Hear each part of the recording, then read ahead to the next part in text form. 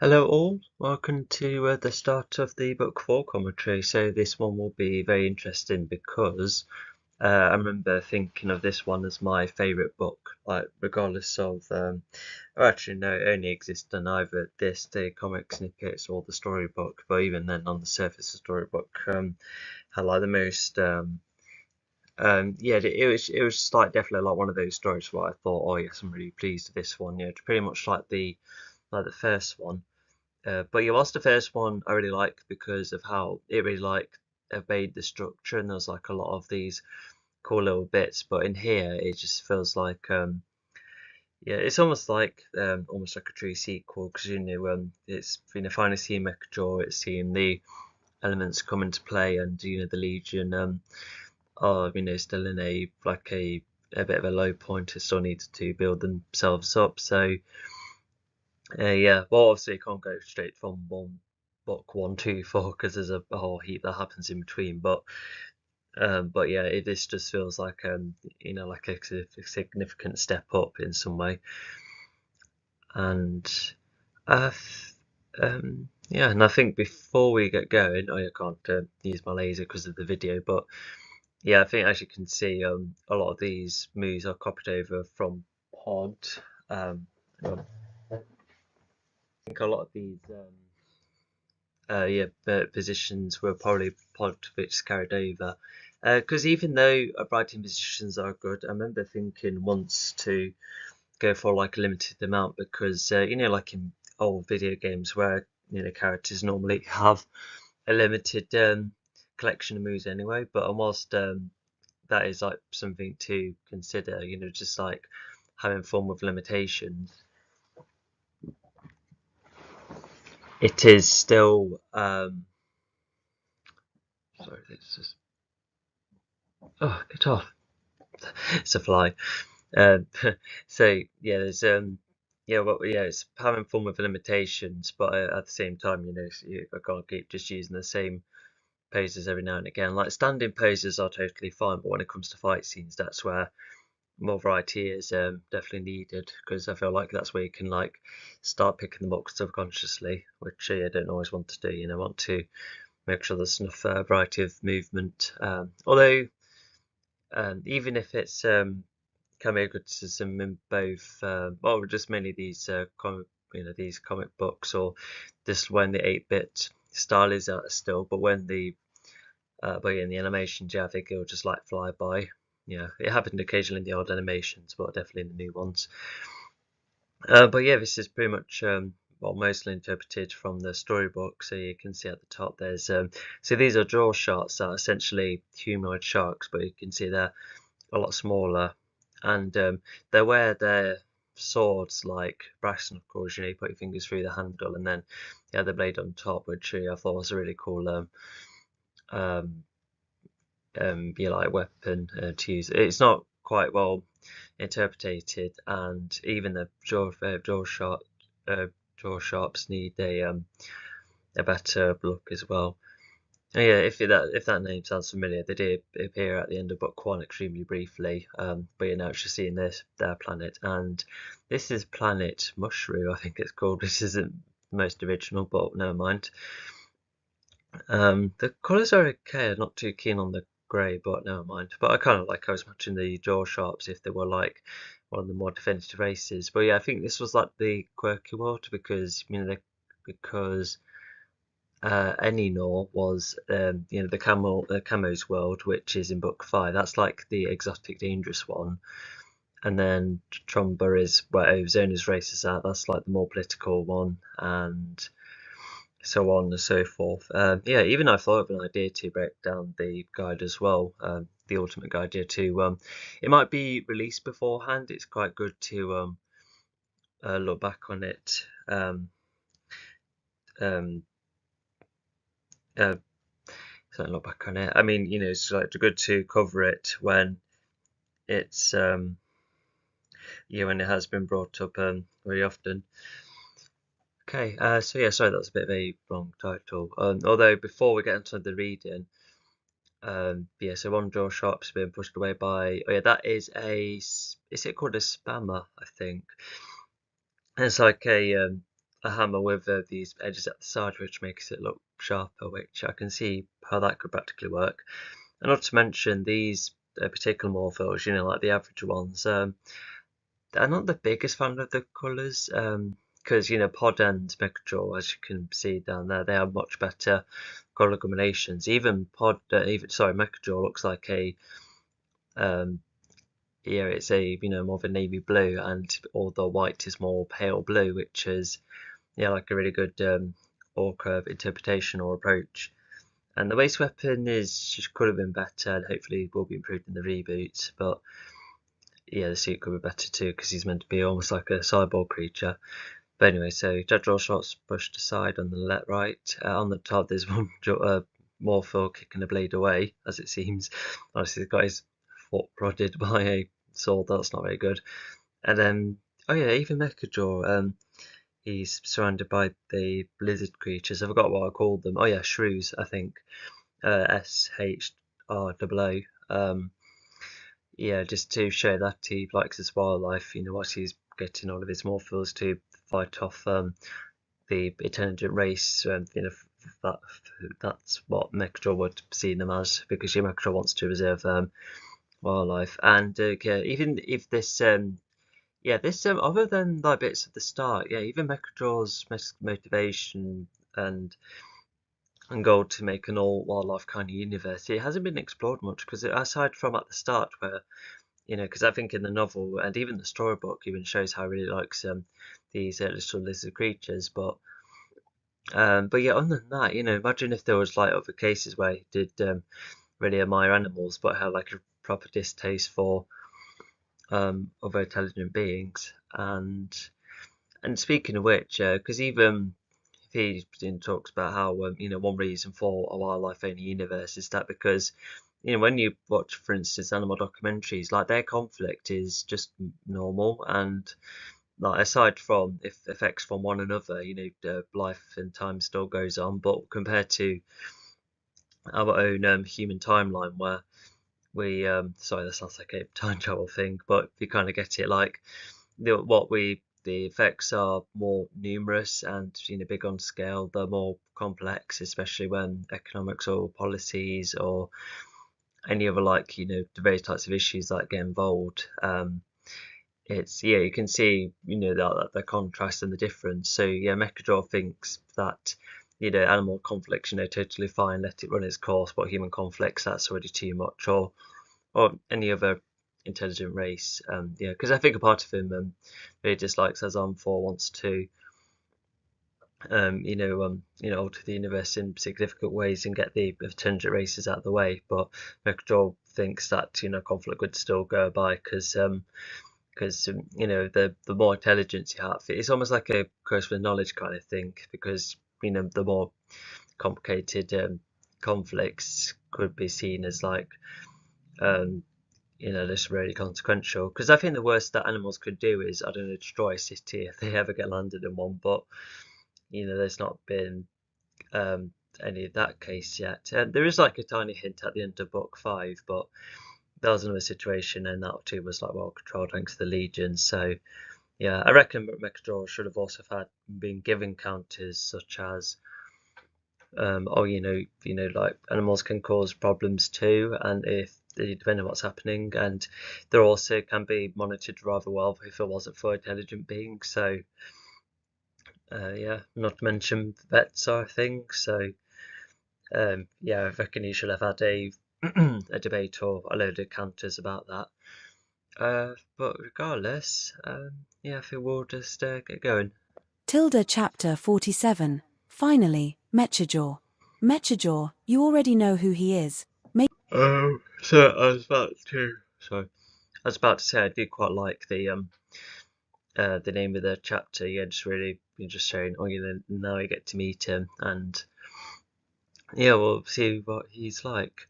But I'm not too keen on the starting line. You already know who he is. It's a bit like meta on the nose somewhat. It's just once again like a unique writing style which doesn't fit with the rest of the story. Making Pod's life as hard as it can be, with the Legion's lack of activity towards the universe, Mechajaw has an open season. making like Pod's life as hard as it can be. That's a bit of a weird sentence. It sounds like McDowell potentially did that, but what had happened was, with Pod being a bit more animalistic, in the past, McDowell took advantage of that alongside the rest of the Morphils, when they were more animalistic. Like, I think at this point, a lot of them are more intelligent now, which is as evident by Valis. So, whether it's like from the generated machine, or maybe it is like something that they gain as time goes on. That should be clarified too. But yeah, you can see why this line's a bit weird. And so Legion's lack of activity. So yeah, it's like Megadra had the opportunity to do whatever he liked, but at the same time, it was like strangely hidden or did very little. So he kind of lacked presence until he came about here. So it's a bit contrived too. But what I will say is that I do like the last two lines open season. Yeah, it's really bad into the animalistic kind of theming. We'll see how that goes along. Although, yeah, I think this one has a lot of animal emphasis, especially the Raniks later on, and the Titrans are, super cool animalistic creatures too. A bit more intelligent, of course. But yeah, okay. That you would have to read on for, but for now, he is working on what he has been That you would have to read on for. No, once again, that's just a bit too meta, etc. working on for ages, diminishing any intelligent race so the universe can be wildlife only, meaning no Working on for ages. Well, it sounds like he's paused, because if McJaw was more a presence, like he would have, I don't know, gone for other planets, and the Legion might have to leave them because of the likes of Ozone and Torrid being more of a priority, or maybe McJaw could have ended up in one of the battles, to diminish some intelligent races whilst protecting some of the wildlife. Oh yeah, it could have like protected. Sorry, how many yawns? Sorry. Yeah, it could have protected a load of wildlife, during a lot of these bigger scale things. So that could have been like a really cool idea. But I think he would only work with that as a smaller, or like a solo character, or maybe have less of an army. Not sure. Even the reboot, because I don't want to do too much emphasis on armies, because there's the niche bots that stay in, and Signfall still has some Goons alliances still about, as far as I can remember.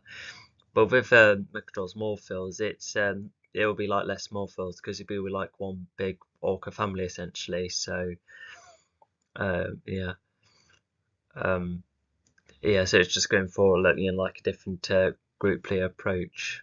And so this is the his motivation. That was it, as I explained earlier, and we can see why this isn't carried over and not expanded as much as it should. complicated conflicts like war or politics.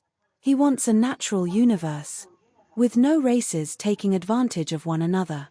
Like the earliest more So yeah, it's like it's some really like cool ideas on paper, but yeah, it is, like I said, just need more of it expanded upon. Yeah, because I say even though it's the stakes climbing up from 3, but well, I don't know, I feel like I've already talked about why 3 and 4 could be similar in stakes, but what 5 of course is the highest. Yeah, we're talking about possibly the biggest kill count. But yeah, like with Mechador already having that universe thing, that's how it kind of happened like 3 times in a row, which could be seen as a bit exhausting. Because I think that's, like I said, Book 3 should have been Sliverock on Earth, but having to choose the Storm Shutdown, so that already feels bigger. And then maybe Mechador could still do this. Maybe he could have done it on just Earth, maybe a select few other planets, but more the emphasis one was on Earth. That could have help with the build up a bit more, because it's just like one universal thing after another, which it could, like I said, could be seen as exhausting. Morphils including Pod, Mechajaw had his original life form, only to be remodeled. Oh, Jonathan, stop yawning. So Pod, one of the earlier Morphils, and I think it could probably have why, especially later on in the story where he was designed to intake an element. So if he was made before his creator died, then I could see why Pod would be early on. And Yeah, Mercador had his original life form. Okay. Molded into what could have been the best guardian around, only for that notion to backfire. In the animal kingdom, Yeah, I think I've already discussed previously for why having multiple experiments gone wrong and then the leader goes rogue and alongside the army. Yeah, this happens multiple times already. So yeah, this is already like a bit too similar to the Nitrobots, because yeah, the Nitrobots was there to part the universe, but then the creator was like, oh no, I need a response team that's created these morphals, only for that to backfire as well. So and maybe it could have worked if there was like more of a loop and more of an emphasis on that kind of theming about history repeating itself, which could be cool to expand upon. But narrative wise, yeah, you can see how it is probably a bit too similar. And but anyway, so Mikador had an original life form only to be remolded. So yeah, maybe I know like he was alive as a morph for a while, and then he just kept getting added on, or um, maybe it was like asleep for a while, and then when he woke up, he's like, oh my gosh, Eli, even am I? I've only been born in a second ago. Um, yeah, that could have been expanded upon as well. Although even then, there has already been too many cases in fiction where the antagonist in the test tube finally comes out and goes all antagonistic. Yeah, so I feel like I would be happy to go for like a different origin. Because even Mechajoy, even something I thought of recently, is that it'll probably just have the tech arm to make up for like the rest of his arm almost if he like loses it or something. I was thinking of that kind of idea instead of making the entirety of him half technology, because even his suit doesn't really do much other than power and energy source. So yeah, so he could still be stand out and a bit more artificial, but yeah, I didn't want to go for an all cyborg approach. I granted like a cyborg morphal is already kind of cool, but it can already be executed with the weapon he has at his arm. one animal fighting with another for territory or food is one thing, but using science or technology to play God is a line he doesn't want to pass. At the moment, Um, okay, so Eve, it looks like it's tied to his origin as well, where yeah, it could be seen as a bit simplistic, where although we haven't really seen, because it's I don't know, it could, because we don't know whether he just woke up and went for his creator immediately, or he was awake for a lot of the time only to go back and forward. Like neither scenario is clarified. So he seems to have a grudge against science constantly adding to him as if it's intelligence's own fault, which yeah, like I said, yeah, simplistic. So yeah, at least there's like an attempt to tie the villain backstory to his like motivation and such, but it needs more refining, more originality, more context as well. And yeah, you can't just say, oh, I don't like anything intelligent, make a draw because to go for wildlife only, that's already like an interesting goal in itself. Because imagine a universe where like no humans were a thing. It was just like either animals or Neanderthal equivalents. Now, yeah, because I think the whole of history could look extremely different. But regardless, um, so yeah, Vector just seemed to like science or any experiments or what's happened to him. But even then, he kind of takes advantage of the others, so he's probably a bit messed up in some way. Although it could be seen as a contradiction, just being like kind of like adding on to things, but at the same time, I'll still be quite rough with my Morphils because whilst I had like I tried to have a go with different dynamics of how the villains interact with their armies, because there's Ozone who was quite respectful of his, and Orpheum was strict but also quite reserved. But with Morpho, yeah, he's downright mean to them, which yeah, has been quite common in fiction recently. But although recently in fiction, it's kind of the goons are just kind of messed about by the villain, um, yeah, just because. But yeah, with Megador, yeah, definitely, yeah, because if I was to like define a break that cycle, actually establish character reasons for why the boss want to actually hurt them or or even kill them if they bother them off with the goals or betrayal, like just more definitive reasons. Because you can still have decent villains that like respect their allies, but yeah, I think oftentimes it's like a quick thing to go to, because it's like, well, even if those who are on his team, even if he gets if he or she gets something wrong, then the villain will go after them, which can be um like a one way for intimidation, but you don't want to make the villain all intimidating. No, you need just like apply some kind of more humanity. Like what else does the villain like? What does he like to do in his spare time?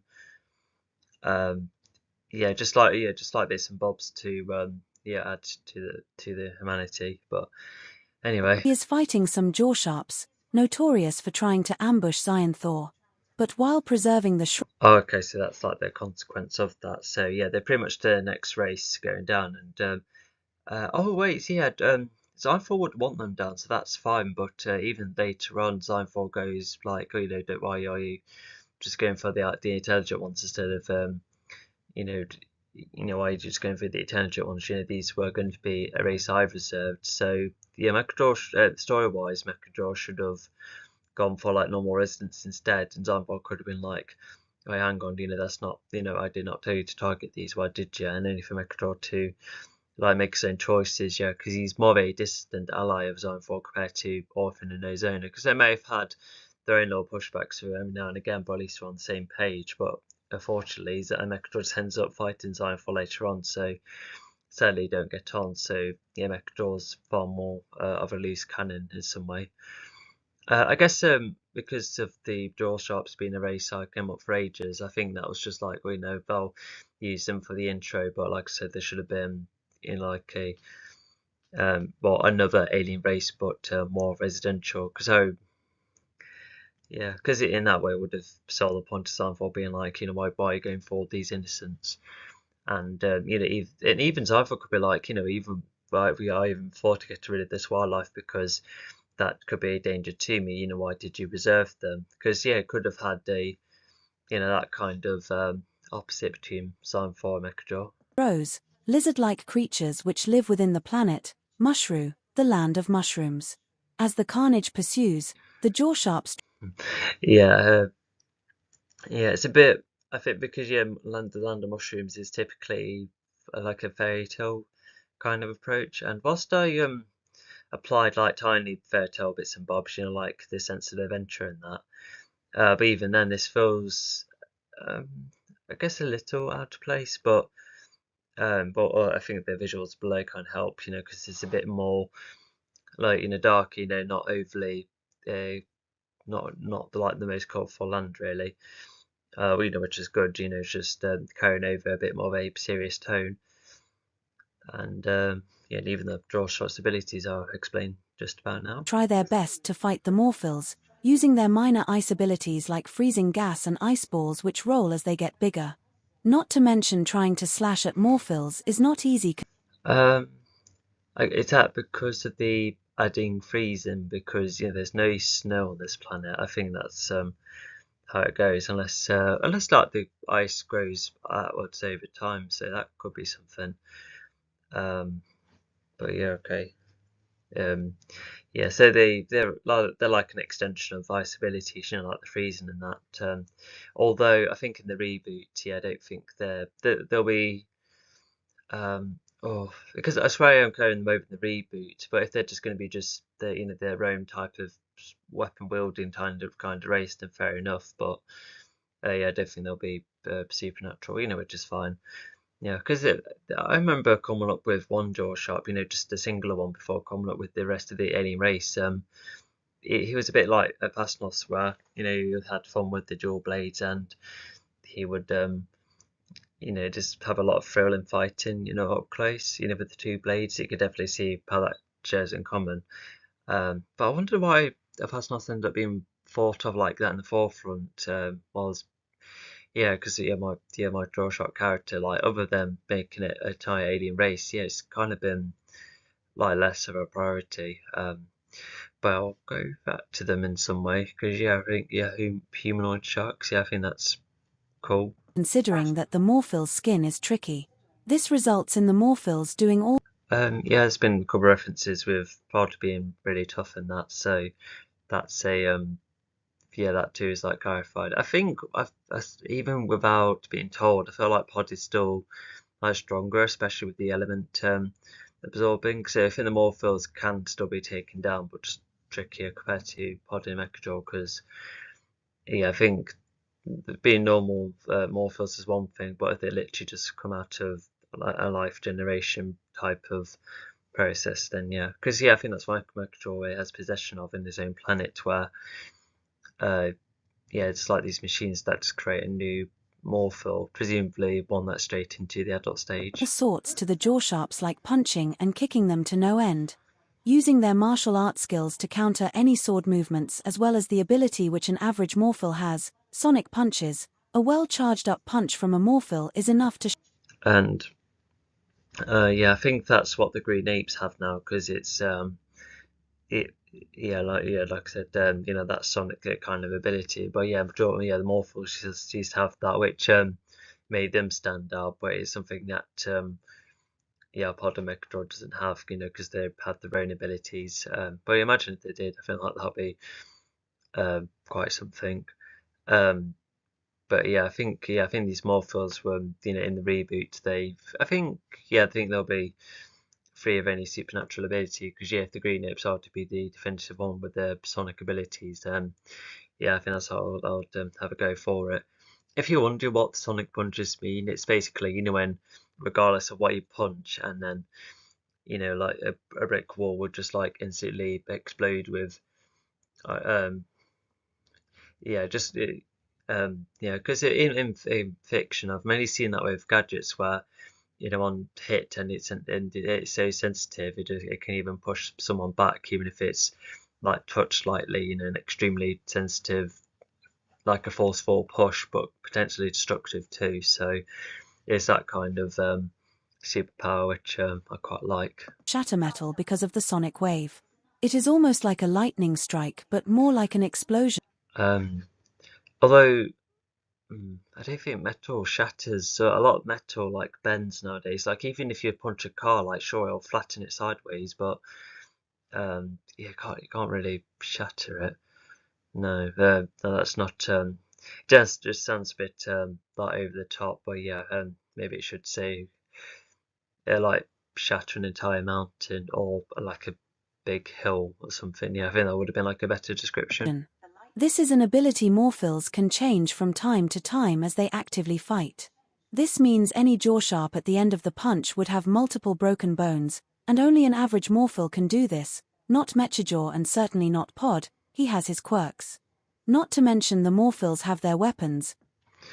Quirks has in his own abilities, and which is pretty much expanded later on, where he has the body to adapt to his own element. So and even Mechajaw has his own abilities too. I felt like that was slightly repeated, but uh, uh, never mind.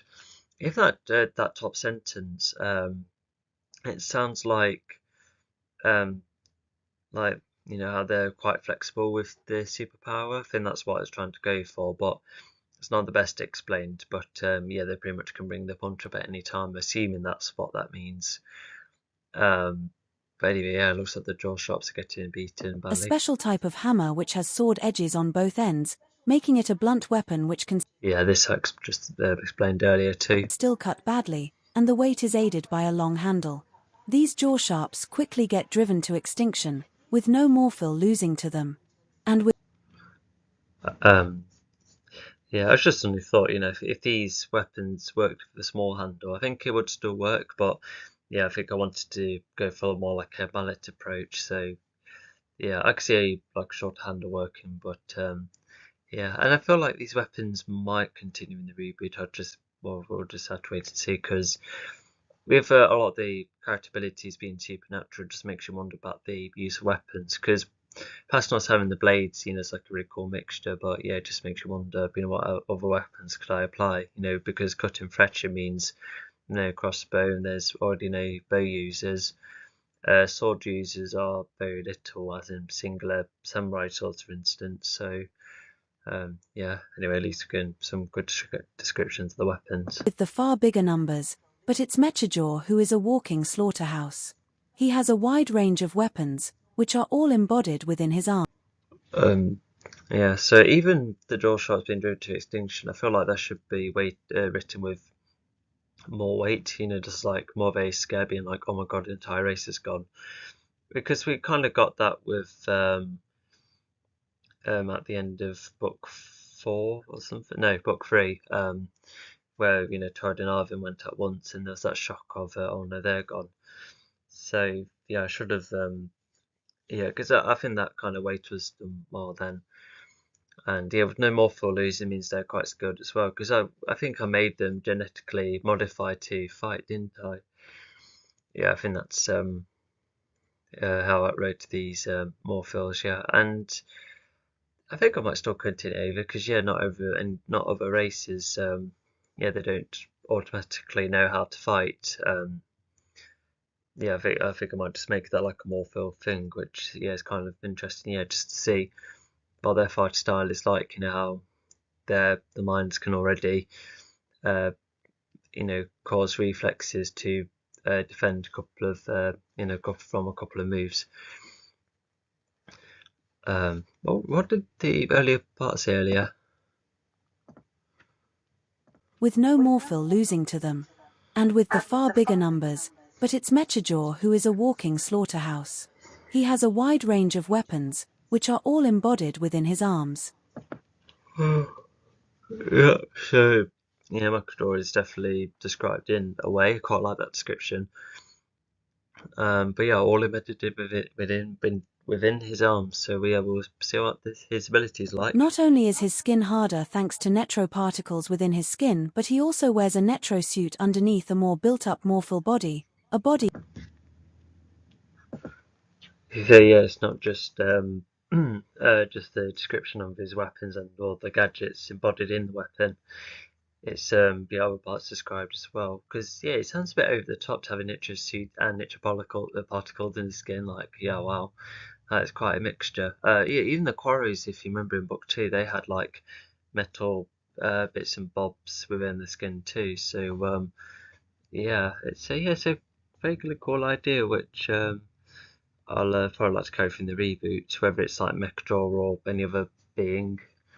Yeah, that could be sounds kind of cool. It wasn't a true suit, so yeah, I get a vaguely good description. With metallic bonds and wiring, making him a cyborg. His arm weapons consist of a blunt weapon. Yeah, it's like it doesn't go too complicated in their descriptions either, so it just he sounds more robotic than living, which sounds intentional. Um, so yeah.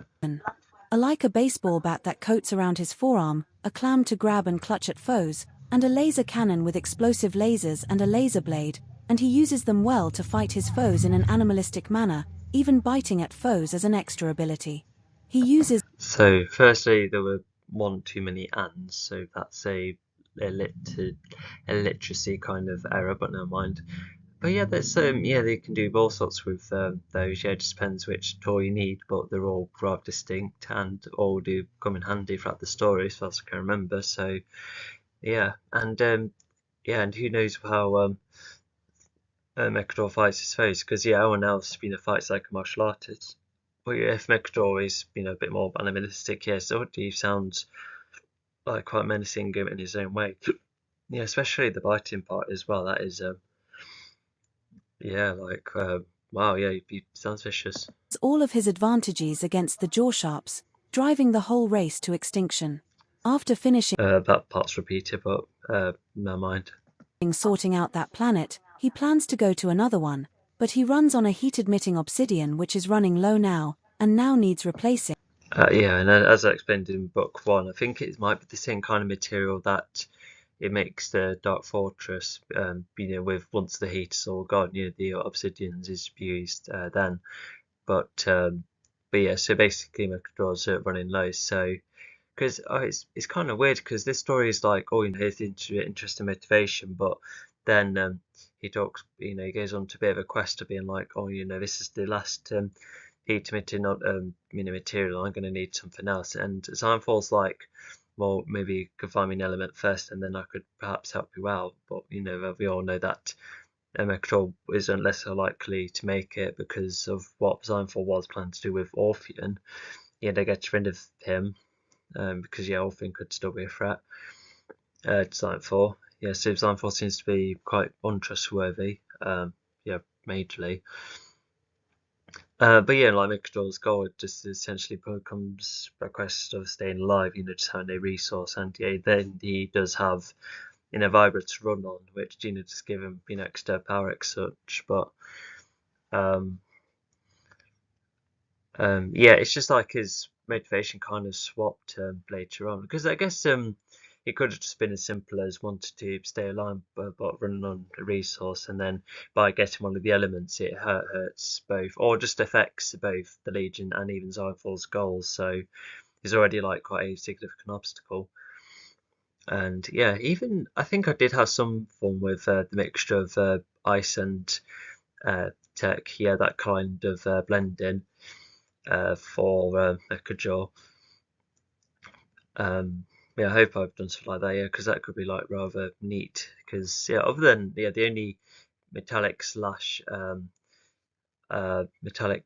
ice based character is robotic Sub-Zero, or was it what was it? Oh, like Cyborg Sub-Zero. In Mortal Kombat 9, where the likes of him and the two other Cyrax and I forgot who the red one's called, but they're all part of the Ling Wei. The ninjas. All of them become robots instead.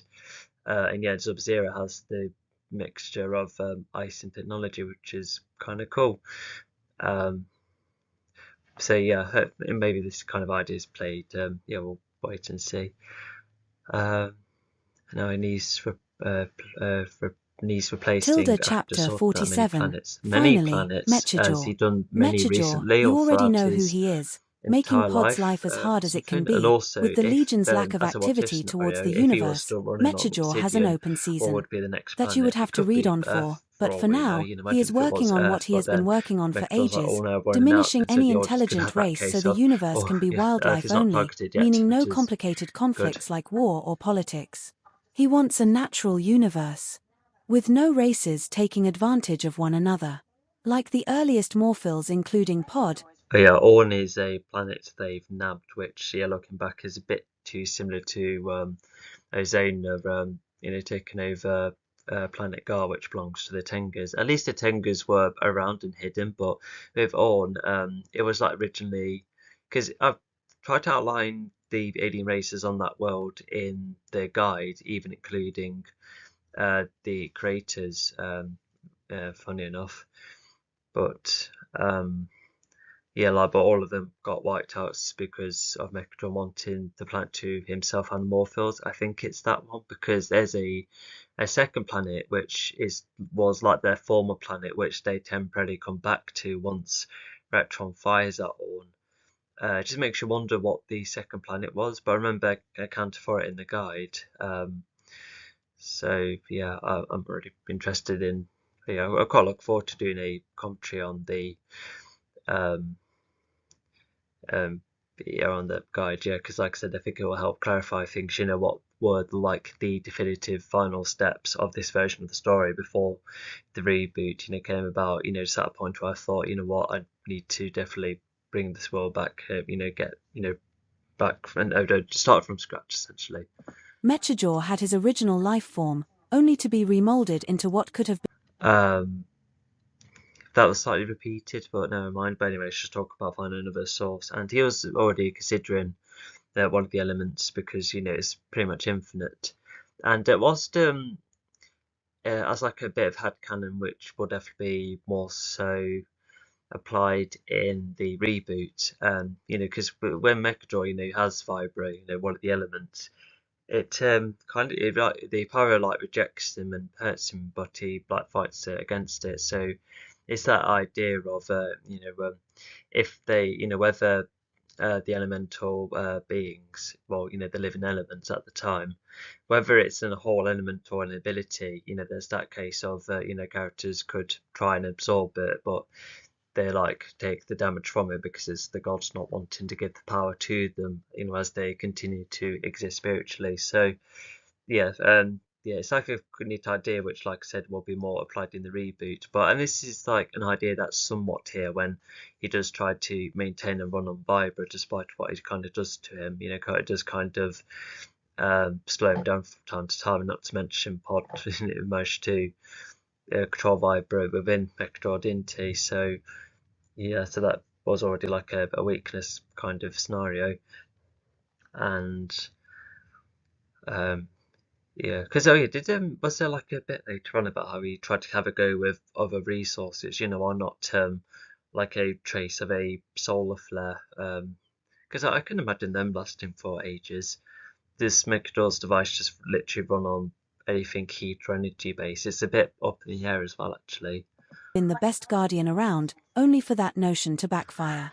In the animal kingdom, one animal fighting with another for territory or food is one thing. Oh yeah, so they are back home. So yeah, that just felt a bit quick, 'cause, like they literally got to the planet. Yeah, they do have spaceships, which is explained later on. The spaceships are given a bit of a weird name and design, but oh well.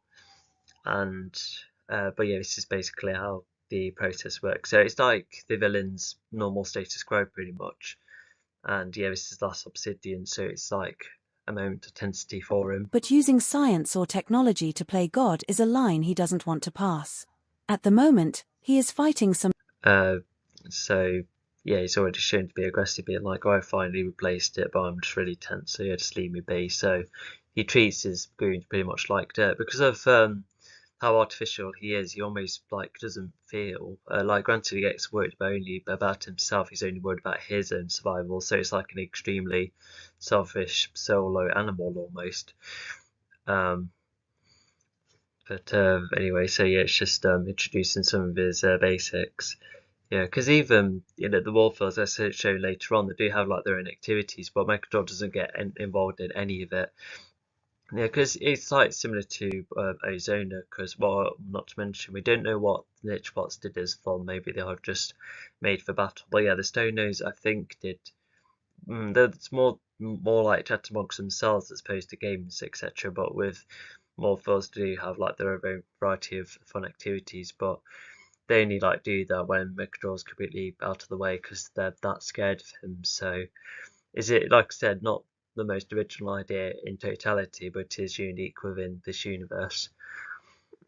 And so yeah, but not to mention, like having villains to be scared, it is quite a neat thing to do because when you have your villains be scared of something, it must be what they're weakened by or what could get in the way of them. That's where that can work. But if, for instance, your villain's like scared of how powerful the hero is, yeah, it can be unsatisfying unless it acts like a climatic kind of point. After the hero builds himself up, that's something. jaw sharps, notorious for trying to ambush Xyanthor. But while preserving the Shros, lizard-like creatures which live within the planet, Mushroom. Oh, that's too much of a lengthy sentence. I was just like, wait, what? Yeah, it's just like reaffirming information, but it's like what he's thinking of what to do. Which planet, what heat source. Yeah, you should go for the alternative energy source. You want to keep yourself going first, but yeah, I think the sentence should be just a lot more simplified. Without the exact repeat. But regardless, yeah, the communication spell applies to him, and on Flyingfall's about to have a chat, so we'll see what that's like. The land of mushrooms. As the carnage pursues, the jawsharps try their best to fight the Morphils, using their minor ice abilities like freeze. Okay. Hang on, what's this? Oh, okay, that's what sorted. So, it's just a paragraph to go back. Contacted by Xyanthor via the communication spell. I just suddenly realised he was telling the Morphils to clear off, and yet with the communication spell, he still says, "Give me space." So that too is accidentally repeated because again, unless he's like very like keen on being on his own, maybe that's the case, but I don't think so. It's just, yeah, like I said, just sadly accidentally repeated. Because if it was just the second time, they gave me privacy thing, so it just sounds like almost respectful towards the students whilst they all leave. But it would have been the first one more needed, the first time the information said rather than the second time. So, getting a bit exhausted already. Anyway, just get going.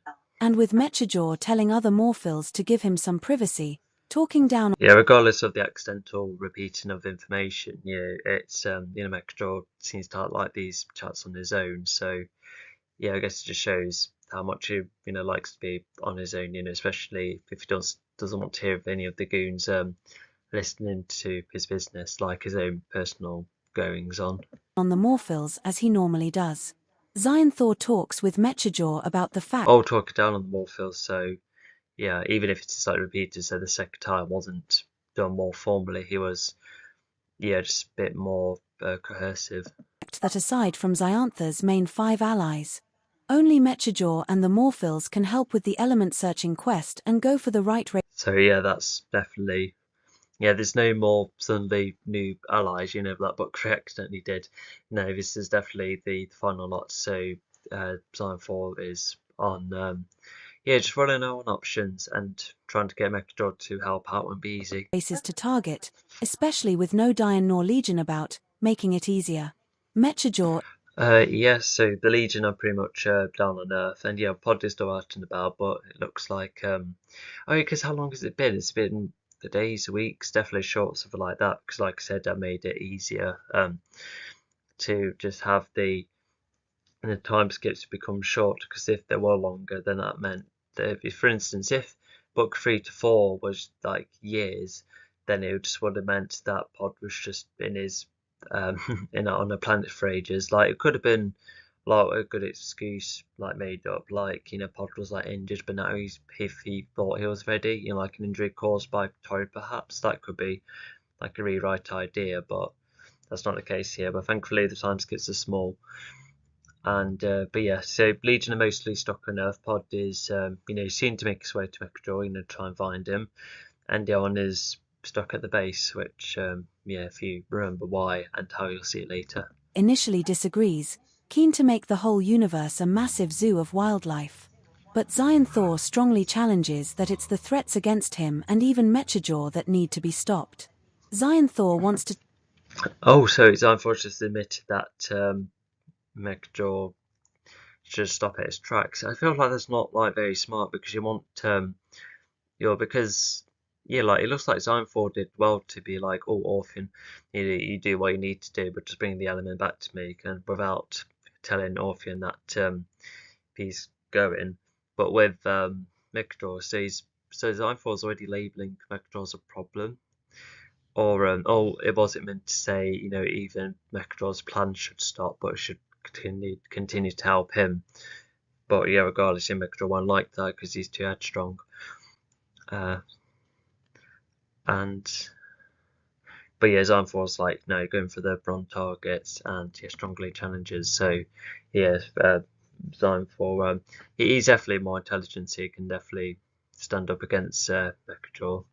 Take the lives of those who abuse their power, whether they are a threat to him, or to prevent needless havoc like crime and conflicts that could affect the universe. This means that So it could be similar, actually, because wildlife only means less complicated conflicts, but those who have too much power could be a threat to Xionthor. That too could help reduce complicated conflicts. So yeah, they both have the same goal but different targets. So that could have been expanded upon. Yeah.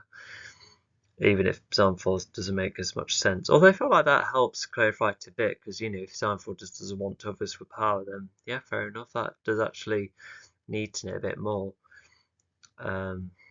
So yeah. Xionthor will keep some intelligent races towards other useful aspects like trading, farming, politics, and even the economy. Mechajaw gets extreme. Yeah, most of that is not explained whatsoever, but I guess it's like just labeling a couple of world building things regarding the whole universe.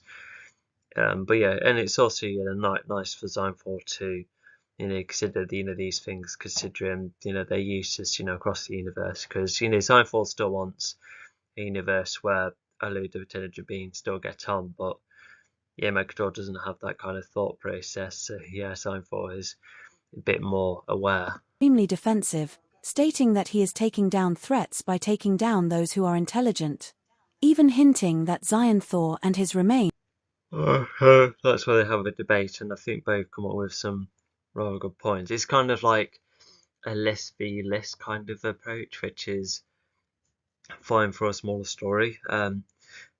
Yeah, I think it's fine because sometimes I think it could like derail pacing by going overly in depth into one argument and then the next one, unless that should have been done. To which, yeah, most likely. could be part of Mechajor's list. Zionthor then threatens Mechajor, talking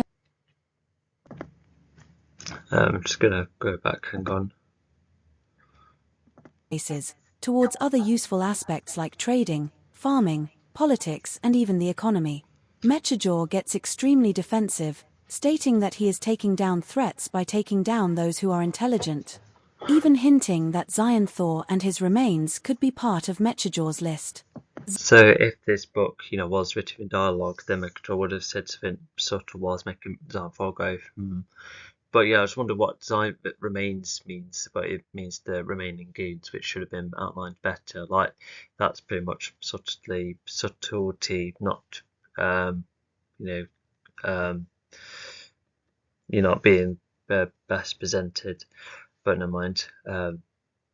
But yeah, so Mechatol could go after them too. So yeah, this is where Mechatol could is actually more an active threat against Zine4. Something that Mechatol and Orphan, no, that Orphan and Ozona never done. Granted, there was Torrid, but Torrid had nothing to do with Zine4. Like they weren't on the same side. Zionthor then threatens Mechajor, talking about how Zionthor can handle all elements and Mechajor can't. Zionthor is all Yeah, which adds to, because if Zine4 is because he.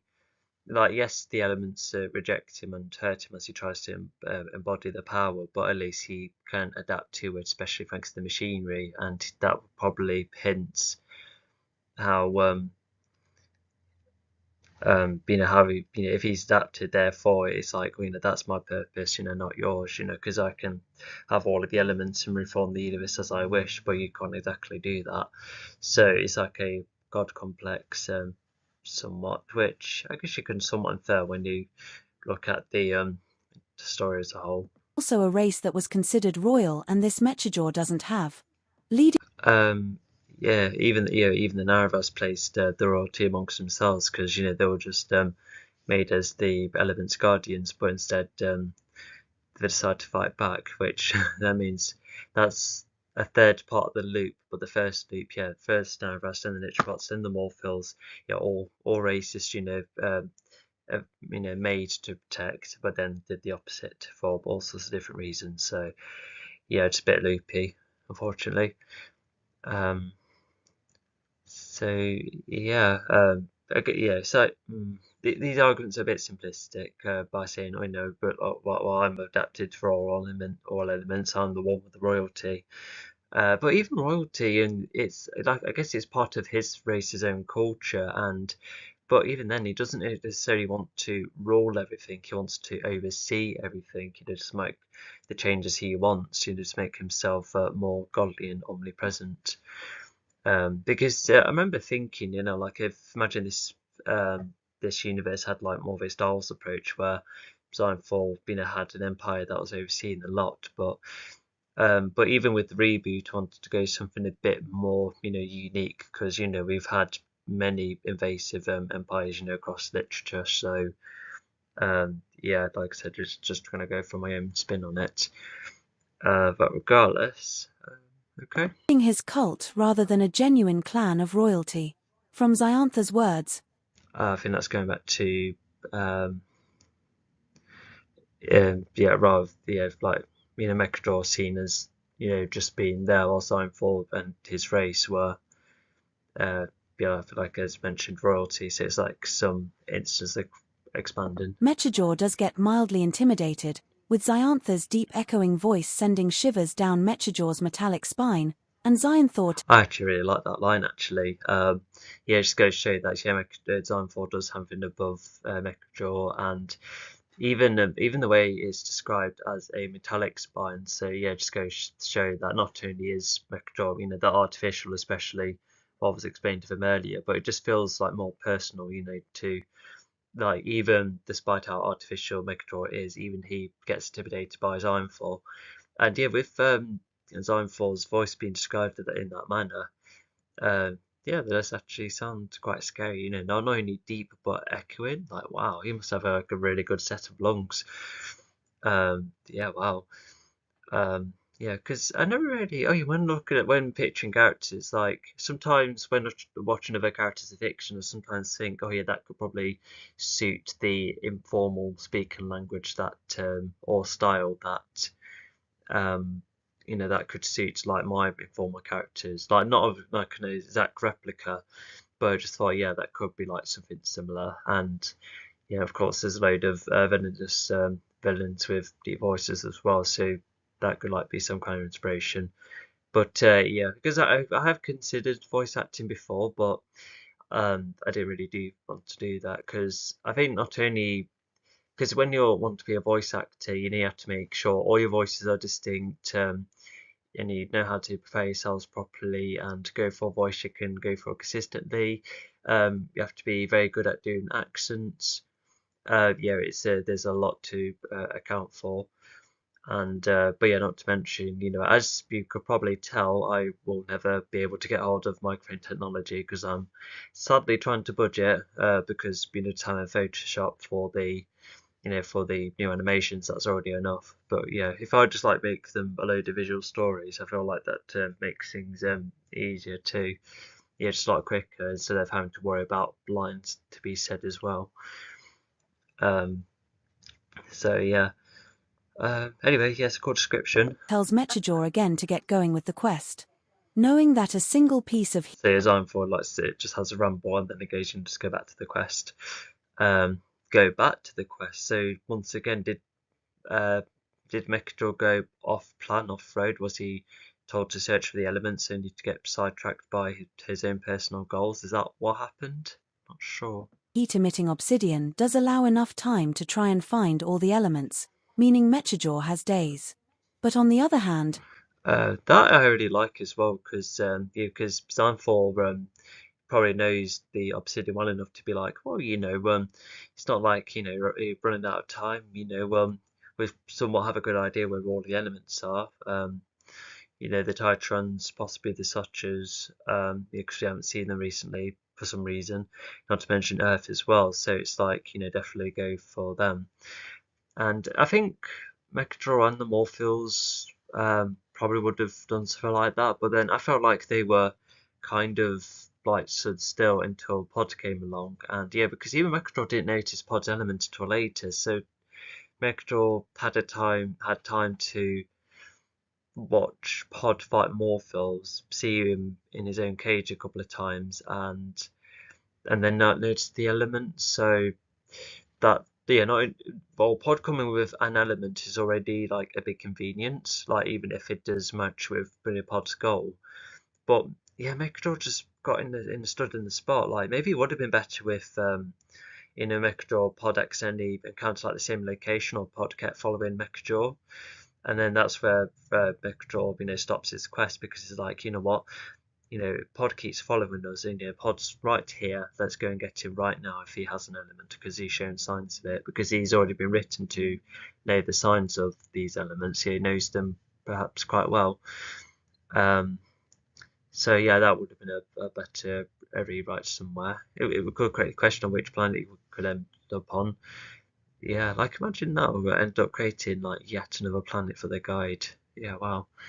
Yeah, because I'm not sure I said this before, but when making my guide, yes, there were some planets that already had names and descriptions, so you like placed them. But then when I was like, oh, his owner's race, what planet did he live on? And so that's where some original planets were stated and labeled too. And so yeah, um, But yeah, regardless, yeah, I still like yeah, as I mentioned, yeah, but, Xylophone being like, not out of time, go one element and off you go. And it's almost like a way of saying, by the time you find an element, you'll pretty much be done for anyway. So yeah, that'll be good for me. So I think that's another bit of subtext you can somewhat imply. Mechajaw tries to ask about alternatives, to which Xyanthor says he will provide infinite energy for Mechajaw, so Mechajaw does not need to swap any more obsidian in his body. But Mechajaw is also Also, I think even if what I previously said is true, but yeah, Xylophon's like trying to mislead Mechadraw by being like, oh, if you bring the element, I can then give you infinite power that way. So that could be, yeah, yeah, just like another cool concept, somewhat. That's about alternatives. Say Megadraw's just like, well, just what about my condition? Um, so yeah, Xylophon is definitely baiting him. After reading book one, did I'm not sure if Mechadraw could see that or not, but he still, had an element and decided to go for Xylophon anyway. To prove that he's top dog almost. I think that's the reason. guessing that he could find the forms of energy only to die.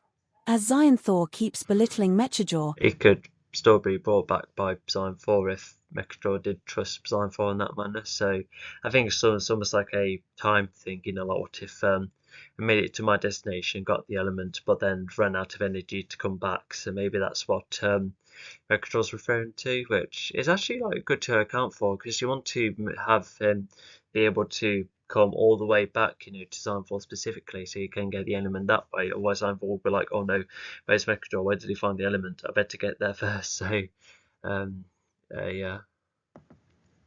So, constant belittling. See, I think it just further shows more their dynamic. Mechajaw cannot find a reason from Xyanthor why Xyanthor would want to keep Mechajaw alive other than being part of the clan of finding. So yeah, it's like Mechadraw could almost see through that. Xylophon, doesn't seem, genuine about keeping me alive.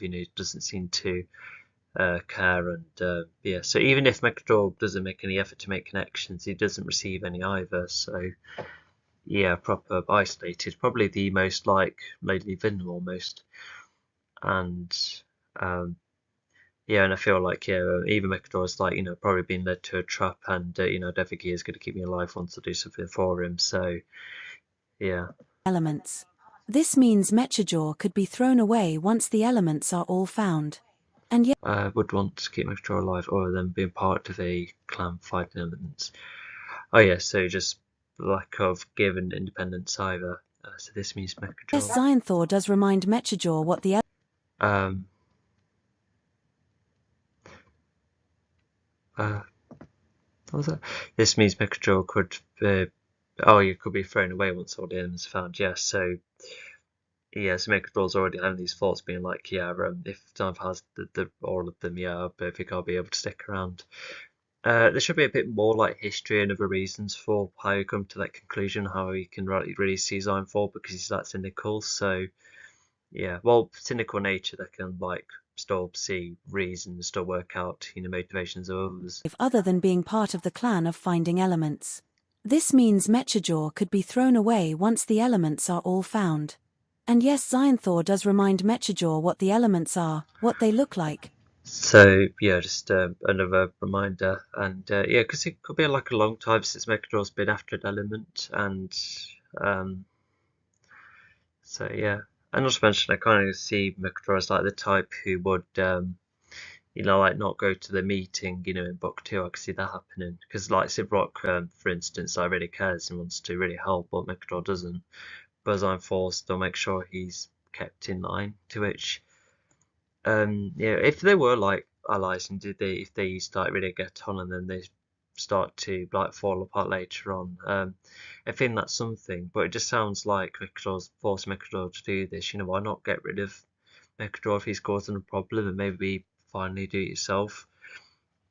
Because by doing it now means that you're less likely to be injured, especially with Mechadraw not having any elements. Yeah, well, I designed for trust Mechadraw enough to, get an element, but not, because Mechadraw could possibly swap it easily. Like, I know there's procedure earlier where it's some of his machinery has been opened for an obsidian to be swapped, and maybe that's like the case because you have to turn off like a machine or something. So that's not explained. But yeah, Design 4 doesn't entertain that thought either because I'm not sure if sorry, dust. But even yeah, even yeah, I'm not sure if Design 4 even knows about the procedure that Mechatroll has to go through. So yeah, that's not very open-minded.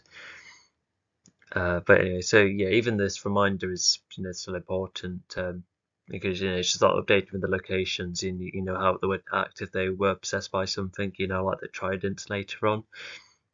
So yeah, it's like a reminder that's okay because Mechatroll hasn't had that in ages. When they were last used, and not to mention that the Legion and Earth are the primary targets considering they have taken down most of Xiantha's forces. Yeah, I wonder how much Mechatroll has been updated and all of that. You never know, maybe Zone 4's like talked about every ally involved as well. But also, I don't think Zone 4, unless Ekron's done some spying recently, I wonder if they do know about the Legion being like trapped on Earth and potted out there somehow. But yeah, those thoughts haven't been entertained either. Nothing much done about them because they could have had a couple of Earth attacks. Whilst the Legion is still at a weaker position. With just Zamius the alien. Legion on Earth primary targets. Yeah, even Megatron doesn't go to Earth after being told this either, because even Earth could be involved with an element too. That's something that can apply in subtext. How all of this information is relevant.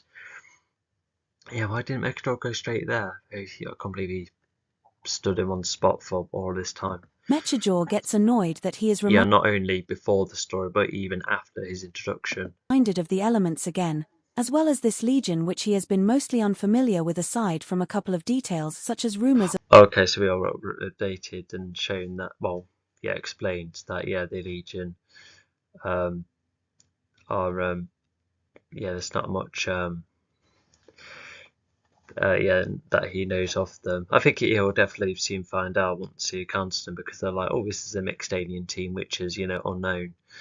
So yeah, annoyed that he's reminded of the, oh, he's annoyed about the reminder. So yeah, so yeah, because at least because it helps us because it just goes to show that McShaw's probably got all of this out of his head, but when he's like reminded of the quest again, God knows how many times, I can imagine McShaw being like, oh, for goodness sake, I already know the gist of this. I just want to do my own thing, and yeah, because I could see that happening. Um, so yeah, does Silent 4 not specify which Legion members are which if he's unfamiliar? And where did they get the rumours from? Did the Morphals go travelling? Did they hear, the Legion's, golden age at all? Uh, oh, and the Morphal's part of it. Does he know that that's where Pod is at? The special Morphal that went. Um, yeah, does he know about that?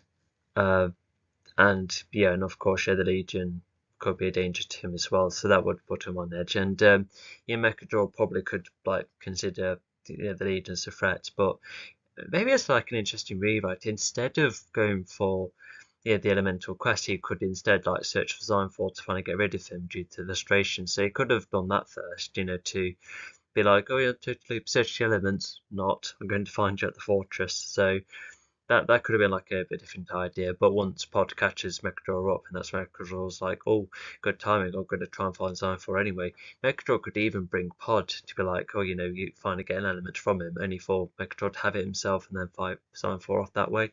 That could have worked as like a good rewrite idea too. Sounds quite personal actually.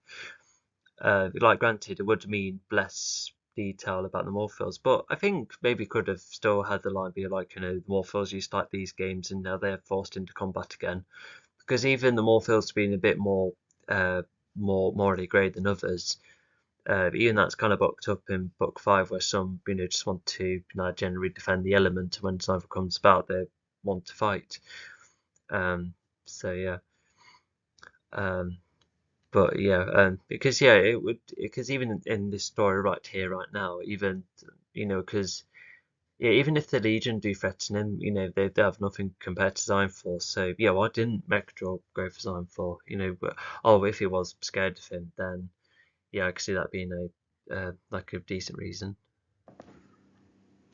Of a Morphil being part of it. Plus this legion could threaten him too. And the rest of the Morphils share the same amount of familiarity. Overall, he As Mechador, so yeah, they're all on the same page, yeah, because Mechador doesn't send out spies like Sign4 does.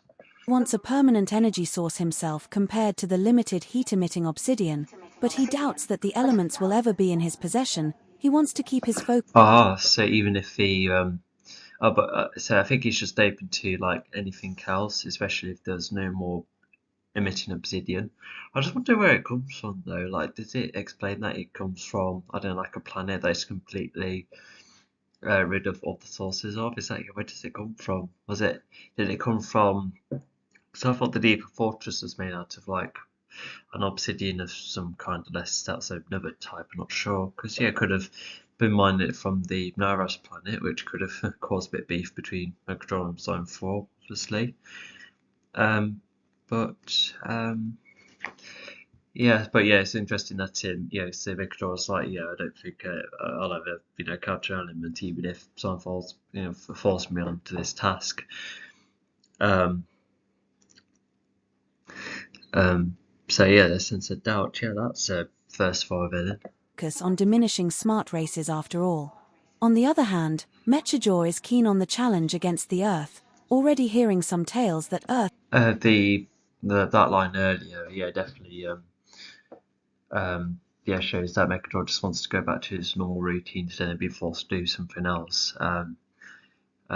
Keen on challenge against the Earth. Okay, yeah, so he's been up for Earth. Yeah, that's interesting. And hearing some tales, I wonder what the tales were. And having some intelligent races, yeah, that also like would get. But yeah, if he was interested, why not go there? Unless he's gone for the close planet first and then them. Unless he waited for Earth because it's like the trickiest one. Is that what he's doing? But I don't know, if it feels the most significant, then probably still go for it first. does have some of the most intelligent races. Before ending the conversation, Thor tries to be civil with Mechajaw, telling him not to be After the belittlement, yeah, I think Seinfeld could have been, like overly forthright. Don't need to be like, look, maybe, probably a bit too forthright then, but you just got to stay on my wavelength, that kind of approach. But it's just it's. I think even if that was my intention, it just seems a bit contradictory. Just belittling him followed by being civil. It's just a bit, a bit hypocritical almost.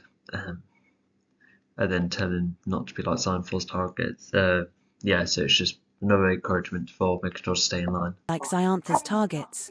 Those whom he believes are using power unwisely except for Xanthor himself, saying that Mechajaw Yeah, so I think not only confirms that that's how Seinfeld sees himself, like the only one with the elemental abilities, which further makes his motivation make a bit more sense. So that's fine. Yes, just more so about power than fighting ability. But Ecuador is quite unhinged, so once again, why not get rid of him? Because it could have been quite interesting for, what if a different version of the story could be that Mechatron was, good ally at first, but once he started acting on his own, that's when Steinfall's like, oh, I've got to get rid of him, and so it becomes like a bit of a hunt, and that could explain why Mechatron hasn't been around all this time, because he'd probably been hidden, like alongside the rest of the Morphils, and then once he was located, probably underwater, considering he's a water creature, it could be, just like running away from Zone 4, and compared to Pod, who's actively trying to find either Zone 4 or Mechajaw. So maybe even, what if even Pod just like, oh, you know what, it could like, go for Zone 4 together perhaps. Like, what if, yes, Mechadraw's done all sorts of wrong, but Pod's like, how about we make this right? Try to give, a Morphil another challenge. Like, granted, that would mean, but in some of the other ideas I've had for book 3, that other idea for this book 4 could work, because the other ideas for book 3 would not include Torrid convincing Mechador, no, convincing Pod that all the Morphils are just bad regardless. Even if I still like that idea, but what I just come up with, that too is interesting, because you're trying to work with the with your primary rival to stay down the main villain, but then Mechadraw could still be like, well, stuff you both, and he would still, um, you know, um, go for Pod or even join Zine 4, and yeah, Zine 4 could still have like a decent amount of involvement, just really, it could be like a part one to a part one, the finale almost, and then part two is where it's just Zine 4 on his own. So yeah, that too could have worked as well. I never thought that I needed alternatives or fixes to this book 4 to this degree, but considering how long it's going, I think it'll be better. I think it will still be better than book 3, that's for sure. But yeah, but at the same time, why not get rid of Megatron because he's not wise with power? Because Ozona was, Sliverock was, even Orpheum was. Could be rewarded for being a hero who helped the universe, even part of Xyanthor getting his race back. Um, would would I just wonder if that he would even please Mechajaw. But I feel like Mechajaw is a doer, not the kind to chase after achievements. Um, yeah, I don't really know what to make of that. Rewarded, but rewarded with what? Oh, maybe energy. Maybe he could, if maybe Downfall could reward him with like any other form of energy for him to run on. Maybe that could have worked, but not this line on its own. Once all forms of energy have merged. Mechajaw is slightly touched by this. All forms, okay. Even Zion could lie to Mechatron by saying, "Oh, I could always bring you back, with when I've had the power to let you do anything." But he does doubt it a couple of times as the call ends, and now, Mechajaw gathers his Morphils to get them all going to help Xyanthor. As Xyanthor is also losing. Okay, so the mention of a reward is what completely turned Mechajaw's response to it. What about the fear he felt earlier? That should have been what been maintained, and then he could then make the others feel scared, to make himself feel better because he got scared by Xyanthor. Like that should have been the route it went for. But yeah, this sounds a bit too sentimental. Does a bit, because neither of them are mushy beings. They're very hard and tough and unhinged. So yeah, maybe it should have been Megatron being interested in the reward, whatever that would mean. Yeah, I can't believe it's so abstract. Allies with the Legion being. Morphals. I just like Megatron goes to tell Morphals to get going, but unless maybe what could have made this better is that if they were about to get going, only for Pod to come around, so this could be an event that was quite some time ago. That could have made this better, but instead it's if that timeline was corrected, it would have made it look like the Morphals did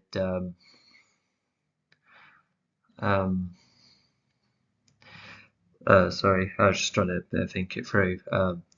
Yeah, so I have this set to be like a flashback. Then it goes back to modern day on Earth, and then we come back to Pod. It's no, have Earth take place earlier. Then this introductory scene then comes about, and then when Pod comes to visit them, that's where the Morphers would have been ready and nearly leaving, only for them to be like, "Oh, Pod's just arrived on this planet. I don't think we're going anywhere yet." So yeah, I feel like that should be the what should have happened, because I think I've tried to go back and forward between the Legion stuff and the Morphle stuff, so there's not too long of an emphasis. That's always been my writing style. But yeah, I reckon but I think a slightly longer amount of time to Megatron Pod is not something to it's not the worst idea. It just depends on the story. Even a lot of stories we like have a lot of emphasis on certain characters, despite some characters being a bit more sidelined than others. Be a cool lens and okay. Mostly responsible for. As Sanford is been responsible for. Okay. Torrid certainly didn't make things easier by getting rid of all sorts of races and perhaps adding to any unneeded extinctions too. This makes Torrid a mystery to Xyanthor. I feel like that overcomplicates things because I thought Mechadrill would like cause the extinctions considering his attack is meant to be, higher in stakes. And not flies, come on. Hang on, actually. Um, yeah, it's just I just thought it's not too keen. I'm not too keen on this information because a lot other than what happened between Arvin and Torrid was just on the battle. It wasn't because even if the attack definitely needed more description, but it didn't cause like that much damage because it was more so the leader's reputation being more wrecked than like the event itself. Almost that's like what happened. But anyway, so we've got some lines talking about how the Legion are low on allies, but so is Zone 4, and how Torrid did make things easier for either of them. So I like Torrid having like some kind of effect on both sides, but even then. And the others, but certainly annoyed by him. Also wishing he took down the Legion himself. Because it's like Torrid there's just like nobody in the background that not many were familiar of, so that too is interesting. But imagine if I don't know, Ekron like carried on spying and was like, I saw Torrid with the Legion. He did seem a bit sketchy to try to do all of these things, and Darkfall could have wondered about it, being like, so he must have been around, that battle 100 years ago. So they could have like wondered about that, but at the same time, they did need to make the energy searching a priority, element searching a priority. But at least there are many ways to take down the Legion, Mechajaw being one of them. Tilda chapter. What was that last line? But what was I for? Maybe you could actually be the fortress and do it yourself. It's not bad of a time. The Legion are actually a pretty low point. Like, Pod may be tricky, but he's on his own. And Apostos is not vibing with fighting at the minute. And Nicole and Zami aren't too powerful on the road, and neither Sotters were not very powerful on the road. It's evident in Book 5, and even evident in Book 5 where the Titrons, still can be beaten too. So so it's just like all down to Mechadrill to get rid of the Legion, I suppose. Not the best start. I'm a bit enthusiastic, and I think the audience didn't help. But oh well, let's just get on to the next stuff. All right, so this is the those on Earth back on Earth, and I quite like the design of this dam. Like the top of it could have had rails on the side, but I think there's an idea that this land is probably not meant to be walked on, hence why there's no railing on either side. But I can see how the water goes at the back and leads to it. That's kind of a cool detail. And you can also see how Zami is producing both lightning and cubes. He's like owning this scenario. And also, this is another alien race. I once put these tank beings alongside the walking beings in the first book. That Dion fought during his introduction. That I nearly put them both together, but I think they're just written to be as they are on their own. But once again, they're kind of rushed beings, to quickly generate. At least they were visualized okay, but even then. I just thought I quite like the image. So we're pretty much going to be giving an update on what's the status quo like with the team and the dynamic, and the Earth, where the battle is set, and not to mention this dam, because the dam nearly explodes, spilling the water everywhere, which acts as like a somewhat sort of foreshadowing that the flooding happens anyway. It's somewhat the Legion's fault, but not the three of them's fault, because they actually try their best to stop things. But pretty much just get going. Tilda chapter 48, the Legion now. We then see the Legion, who are nearly non-existent, reduced back to smaller alien threats on Earth alongside some crimes. So this could potentially be like the worst low point, but I'll tell you what, Book 5 is even worse. There's no Mike at all, and every member is literally on different planets. But at least it's somewhat kept going. It's just in a much smaller team. I felt like Apostos should have stuck with the Legion or with Pod. But I suppose he had his reason of not wanting to fight, to which I could still see, because no thanks to Torres' influence. Yeah, even Torres should have been the type who is manipulative at a point where he shuts characters down. He should have affected all of them. Imagine if it affected Sammy's performance later on, and then he got his strength back when he needed to repair the Titran ship, and it could have made Zami more almost like power hungry because he wanted to overcompensate, especially with the new key powers, and wanted to be a better version of Torrid, with the capabilities, key for more purpose, for his gadgets. But anyway, so yeah, Legion just smaller and just doing things on Earth. The team is pathetic compared to what it used to be, only consisting of Zami, Nicole, and even Mike. Now he got demoted by Retron.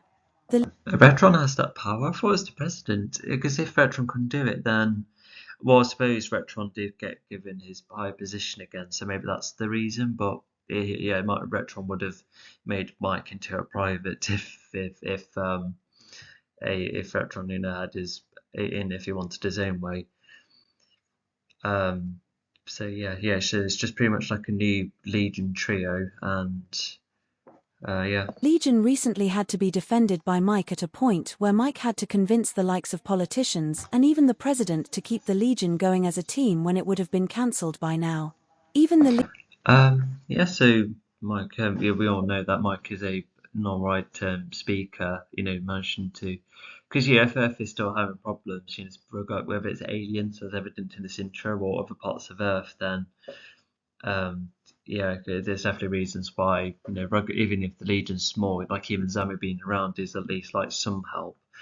And it's like less to worry about because Zami's the only alien, on their side. Well, and there is Dion too, but he's currently on pause. Yeah, and yeah, I wonder what happened, like, with them being like, Mike can still get demoted, but you had to be tied with the Legion unless Mike offers to um to like be part of the Legion himself. Maybe he could be like a supervisor with a current being like, I'll show you how good they still are. I'll watch them. I'll be part of their team essentially, because because Nicole is my best fighter, and then Zami I get on too. Legion has been missing both Pod and Arvin a lot too.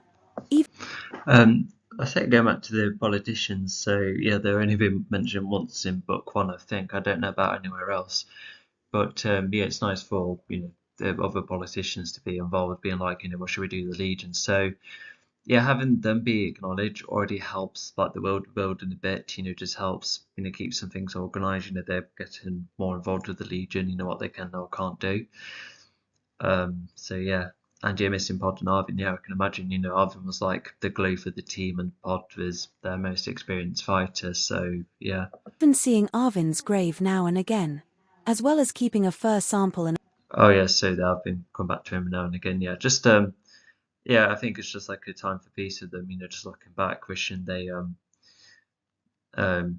they've looked out for Pod, looked out for Arvin more so, and wishing he was still around. And yeah, and I think just yeah, just like showing respect for Arvin, even after he's gone. A plastic container, maybe one day seeing the Titanrans to help bring. And this I probably explained last time. Yeah, when Nicole has an Arvin sample, which is probably kept as a like a souvenir, but it but the Titran idea is already there, so okay. Tilda chapter 48, the you don't know Legion when now. you're going up. We then see the Legion, who are nearly non-existent, reduced back to smaller alien threats on Earth alongside some crimes. The team is pathetic compared to what it used to be, only consisting of Zami, Nicole, and even Mike. Now he got demoted.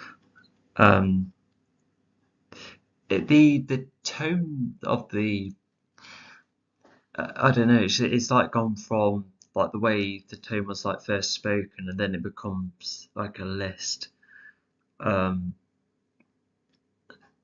no, sorry. It's just the tone of the voice that confused me. But yeah, basically, it's just like less of everything. Less abilities, less writing. That so yeah, like the team is proper down. But I think what still makes this book interesting is that despite the limited amount of power, they still have, and like a whole clan, the Titrons, they're similar in abilities, but still a big number, um, and yeah, they still help each other out, despite the hard obstacles they have to overcome. Having abilities helped this power, yeah. By Retron.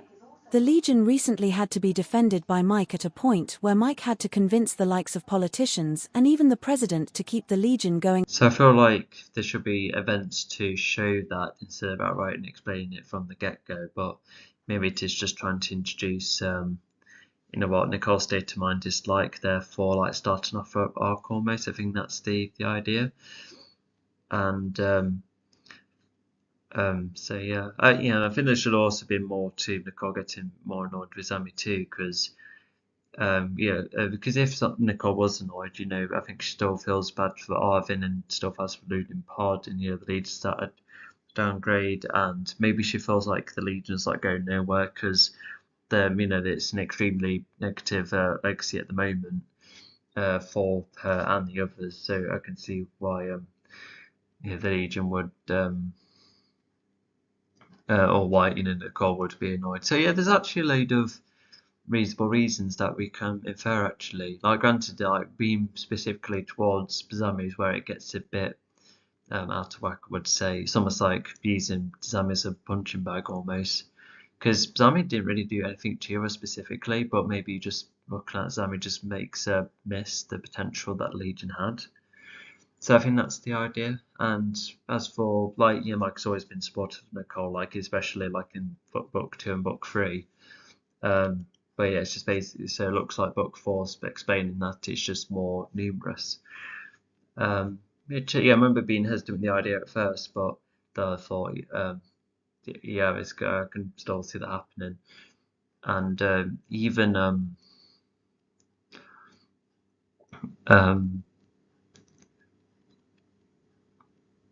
what was it? Oh yeah, because even the theming of here is there's like a story about power really.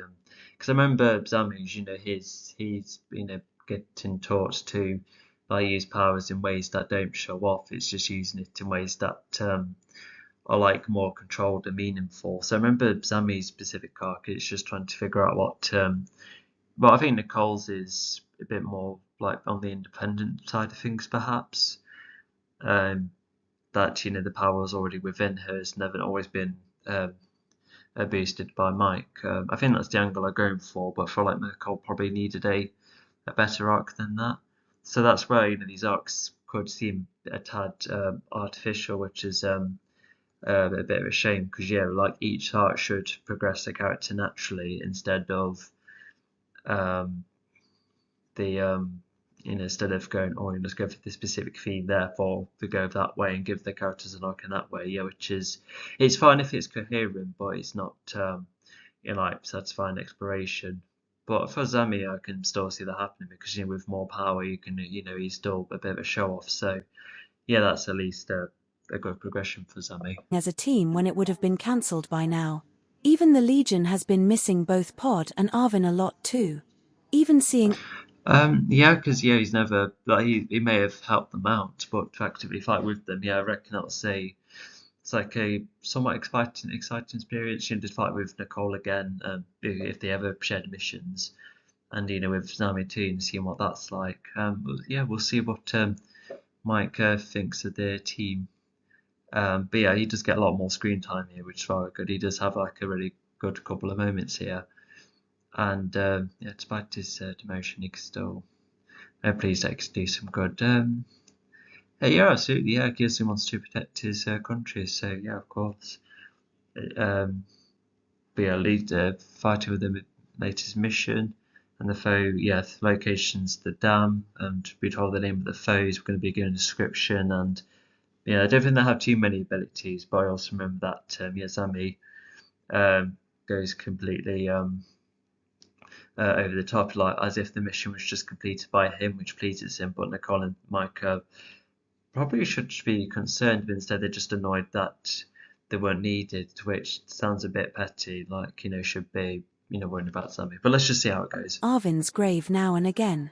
As well as keeping a fur sample in a plastic container, maybe one day seeing the Titan The dam, because Earth should have multiple dams or other type of water controlling systems. Yeah. Anyway, runs to help bring back Arvin's race, or could remain as a memory token. Pod, on the other hand, was just like Arvin. and funny enough, in the reboot, I did come up with a alien that pretty much looks like a tank, and whilst I'm kind of struggling how to fit it all in, I still just really like the design at a point where I tell you what, maybe looking back, I think I will just make it like maybe like a type of Earth drone, perhaps on wheels, if Earth's going to be more the tech kind of one. So yeah, I think that could be um, like a be like a good idea for the reboot. Yeah, I can see that happening. Um, so yeah, you'll see them when you see them. Having ability Well, not to mention they're also on the ultimate on the final guide at the time because um, yeah, they were like tanks as part of Slivrok's world, like a defending drone almost. Yeah, it's kind of weird that I had some other than the niche bots, there hasn't really been any other interesting type of robotic race. Yeah, I just feel like that's really um yeah, it's just a bit of a shame that my head has been that creator of regarding robots. But it's weird because this 8-bit approach can still work with creating all sorts of robots. Really go for like a proper robotic look of some sort. that helped the team, now there are fewer approaches, fewer numbers, and less power. The dynamic is also not very good. Nicole Rust. So that means they're going doing this for ages, or just like using the same tech, but without any cleaning or ever or going through rough conditions. That sounds like a partially interesting detail. is getting more annoyed by Zami, and Mike is concerned about Nicole being more attached to Mike considering what. So they still have the awesome tone. It should be the car really, but if you need to go to higher places, I can see why Mike would be like, just don't take our flying vehicle. Okay, if you want to stop at the scene for Earth, then we could just stay on Earth, like so you can just watch me. But not to mention, even if he's with the Legion, there's no monitoring like ever mentioned. Like, I just accidentally came up with that as headcanon. So yeah, I feel like that's another story improvement. Just Zami, no, having Mike be, actually tell the truth by being with the Legion with a camera on this person, being like, this is what the mission's like. Then they may be a bit miserable, but nothing sketchy. They're absolutely trusted. They do all of these missions. So yeah, and this alien race. So I think. Oh, I think yeah, they're not tied to Zynfor. I think it's like Revenge Against Earth, isn't it? I think that's what's happening. But yeah, decided to go for the dam, which pretty much threatens an entire town. To which, yeah, it's not. It's yeah, if you want to like, attack Earth in some way, I suppose that is one effective way of doing it. Yeah, God knows how much this dam could affect. Probably won't be just be in the town. We'd probably talk about way other parts of Earth. Yeah, community getting flooded. Jump aside of the Austin Tome side are open, and then you begin to, we're using long range attacks, which all of them have. Because the Legion have always been like a mixture between up close and long range attacks, but this case, there can be long range for most of the time, which actually becomes handy a couple of instances. So yeah, because when I was just watching a lot of films recently, I remember thinking, sometimes I really like the up close only approach. Sometimes it's the mixture, because Marvel definitely does the mixture of long range or up close. But then you also watch other films like the Expendables, for instance, because a lot of that is just long range firing. But they do fight up close, depending on the scenario. If someone ends up going too close, for instance. So yeah, I think I'm still kind of working that out in the reboot, because I also thought that maybe I could go for like a more of a Mortal Kombat approach where they do have supernatural abilities, but the fighting is just as important, making it more shorter range. Um, yeah, just more fighting, less supernatural, but even then, the supernatural parts are probably what would be more fun to experiment with, because with the 8-bit approach you can only do so much with so many positions, well, which means not many. Sorry. And so yeah, superpowers. So yeah, because I also once thought of an idea of, what if I stripped the supernatural ability from every single race, and it was just down to just down to the body features. Because if all of these aliens are Earth-inspired creatures with all sorts of features, that means a whole heap of different abilities and advantages. So yeah, that is a cool idea too. But regardless, yeah, the Attorney is still there and begin firing. So yeah, okay. It's been happening. Even then, despite his demotion, he is still pleased that he can do some good and even fight alongside the Legion for once. The Legion now has arrived at their latest But Saban Gun says what humans do. They're stun lasers with the same guns. Oh, like all of them have the same type of weapon. Okay. side of the Automaton with the side doors opening, and they begin firing at the Zlogs using their stun lasers with the same guns. The dam consists of a wide bridge across the top of the dam, its calm level water on the left, Okay, again, a nice description of this setting. That's good. and falling water on the right, with fencing and big concrete blocks on both the left and right of the bridge. Okay, so there are railings. Okay, it's just the 8-bit. I could have still created like fencing, made up of smaller blocks and then carried that across, but would have been too much in detail, possibly. These concrete blocks both sides use as firing cover. The Legion wants to stun all the Zlogs, and the Zlogs want to hold back the Legion now it has been made and is on a timer. Oh yeah, a timer-based explosive. That's what's going on. So yeah, they only want to stun the Slogs. So yeah, it looks like the Legion still want to go for a no-kill rule. Sammy is tasked to blow up this bomb, and he does manage to turn it off shortly after zapping some of the aliens away. This stops the bomb just before it goes off. Okay, well that's oh yeah, there's an explosive with a timer only to be rid of pretty much immediately. That is yeah, okay, yeah, that was the way to build tension, only to quickly undermine it, pretty quickly afterwards. Yeah, not too sure what to make of that. I suppose it just goes to show, how quickly a mission is done, and maybe Sammy managed to sort all of it out by himself, maybe. Yeah, maybe. He stops the bomb by manipulating it using his cube abilities to make the explosion non-functional, therefore preventing the flooding of a huge area for the base's land. This is where Okay, so protecting the base as well. Okay. Well, I think by blowing that up, you can still do a lot more damage as well. I think it could have been clarified more for what these aliens were doing here, but oh well. And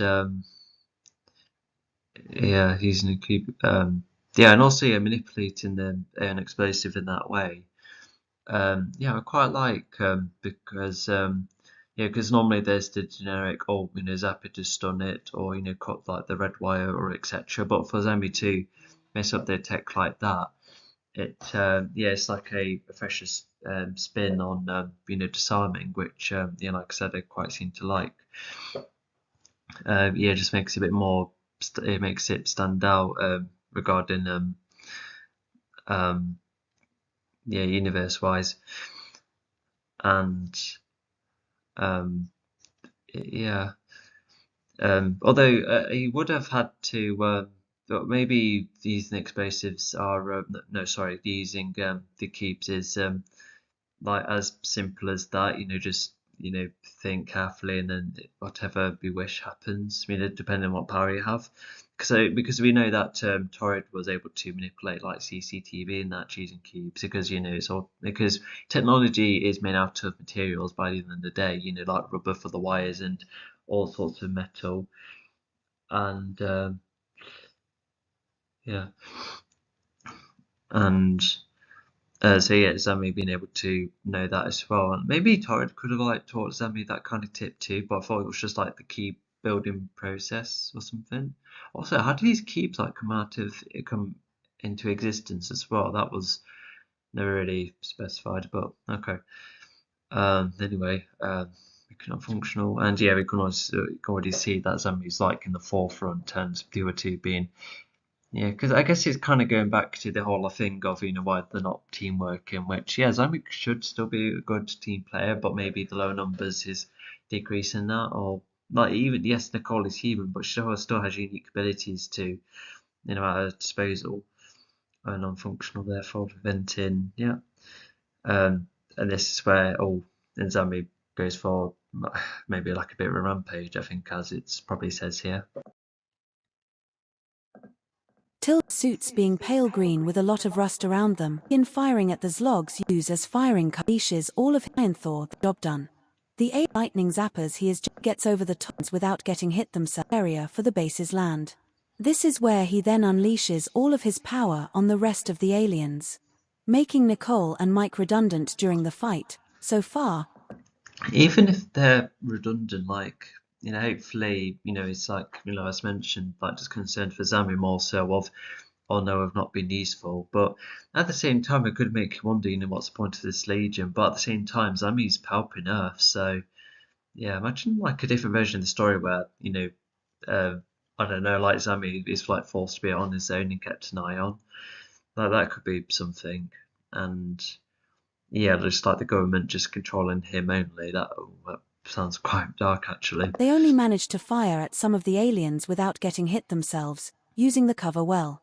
However, Nicole then has to shoot Zami with a stunning laser because Zami gets over the top with the many lightning zappers he is generating at once. Yeah, if he's already cocky, then yeah, fair enough. But yeah, it's an interesting thing. So Zami goes too far at a point where Nicole has to they're getting to stop almost, which I think kind of pays off later on, where they do have to kind of go against Zami, sorry, kind of go against Pod because he goes a bit out of control, whether because of the Baranic stuff or with the rage against Mechadraw later on. So I can see either, but yeah, I just see that's like foreshadowing thing, but it's also like a fresh idea too. Like I said, just like being a bit rough with your other teammates if they are like started to cross the line. But also we can see, Zabi uses his capabilities, quite efficiently. Multiple blasters at once. Is he like many from his arm? He's pretty much sounds like Dion with the many machine guns. It even starts to crack the ground, but Nicole shooting Zami makes Zami see that his power did go too far, but it's still. Oh gosh, so then we went too far at the point where he nearly undid, like, pretty much it did the things for the aliens accidentally, yeah, nearly destroying the dam. Yeah, because lightning could have been accidentally hitting the ground, or maybe the pressure from the power causes it to crack as well. Yeah, that's, yeah, wow. But yeah, if you consider how bright lightning is as well, I can see why Zami would be being a bit focused and a bit blind, only for Nicole to be like, look around you. So yeah, hopefully that's like already a hint of Zami already crossing the line a bit, yeah, already. So yeah, Zami's going into dangerous territory. Still got the job done. The aliens have all been stunned, and Nicole goes to confront them and finds out that these aliens were not allies of Thor, they only wanted to. Hang on.